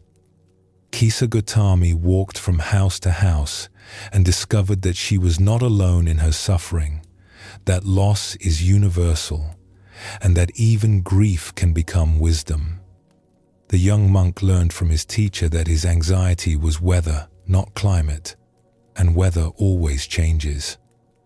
We touched the wisdom of enough, discovering that this moment, as it is, contains what we need. The stonecutter traveled through every form of power, only to find peace in being exactly who he was. The student finally tasted his rice after years of eating while thinking about something else. And now, we come to the deepest truth. You are not the storm. You are the sky. You are not the ripples. You are the moon. You are not your anxiety. You are the awareness in which anxiety appears and dissolves, comes and goes, rises and falls, like everything else in this impermanent world. This is your true nature. It has never been damaged by anything that has happened to you. It is not broken and does not need fixing. It is simply here, waiting to be recognized, waiting for you to stop identifying with the passing weather and remember the vast sky that you are. The Buddha's final words to his students are among the most famous in spiritual history. He was dying, and his followers gathered around him, heartbroken and afraid. They asked him who would guide them when he was gone, who would teach them where they should turn for wisdom. And he said, "Be a lamp unto yourself." He didn't say, "Find a lamp out there somewhere." He didn't say, "Wait for someone to bring you light." He didn't point to a successor or a book or a set of rules to follow. He pointed inward. He said, "The light is already in you. You are your own lamp. You don't need anything external to find peace, because peace is not external. It's what you are when you stop covering it up with seeking and striving and suffering." This was his final gift, and it's the same teaching we've been exploring all along. You don't need to go anywhere or become anything. You just need to recognize what you already are. To stop, look, and see. This doesn't mean you won't have difficult times. You will. You're human, and human life includes pain, loss, uncertainty, and fear. The thoughts will still come. The emotions will still arise. The storms will still blow through. Being awake to your true nature doesn't mean you stop being human. But you can meet all of it from a different place now. From the place of stillness that exists beneath the noise. From the awareness that watches without being swept away. From the moon that remains whole no matter how choppy the surface becomes. When the Buddha told his students to be lamps unto themselves, he wasn't abandoning them. He was telling them the deepest truth he knew, that they already had everything they needed. That the teacher they were looking for wasn't outside them, wasn't going to die with him, wasn't something they could lose. It was their own awareness, their own capacity to see clearly, their own true nature that had been there all along. The same is true for you. You are already home. You have always been home.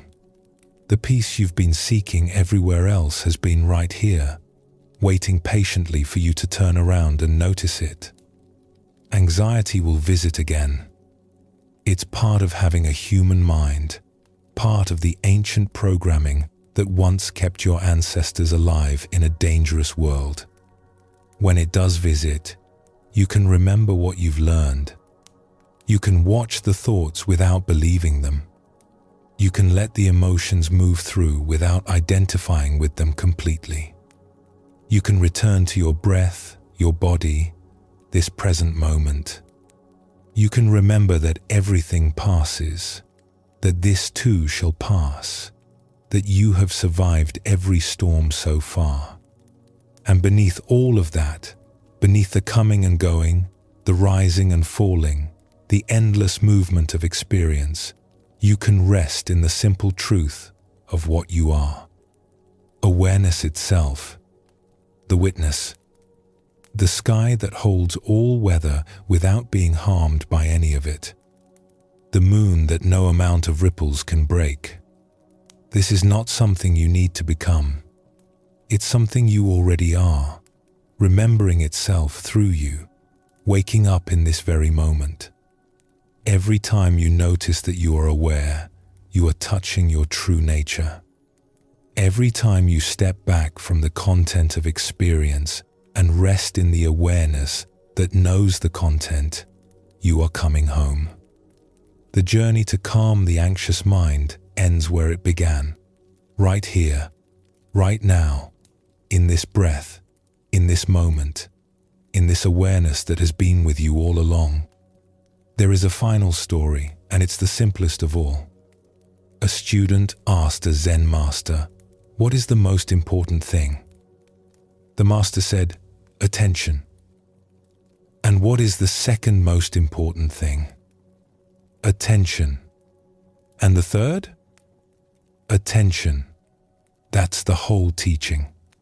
Pay attention. Be present. Notice what is, without adding stories. Return, again and again, to this moment, this breath, this awareness that you are. Everything else we've discussed is just elaboration on this one simple point. The restless mind calms when you pay attention to it rather than being lost in it.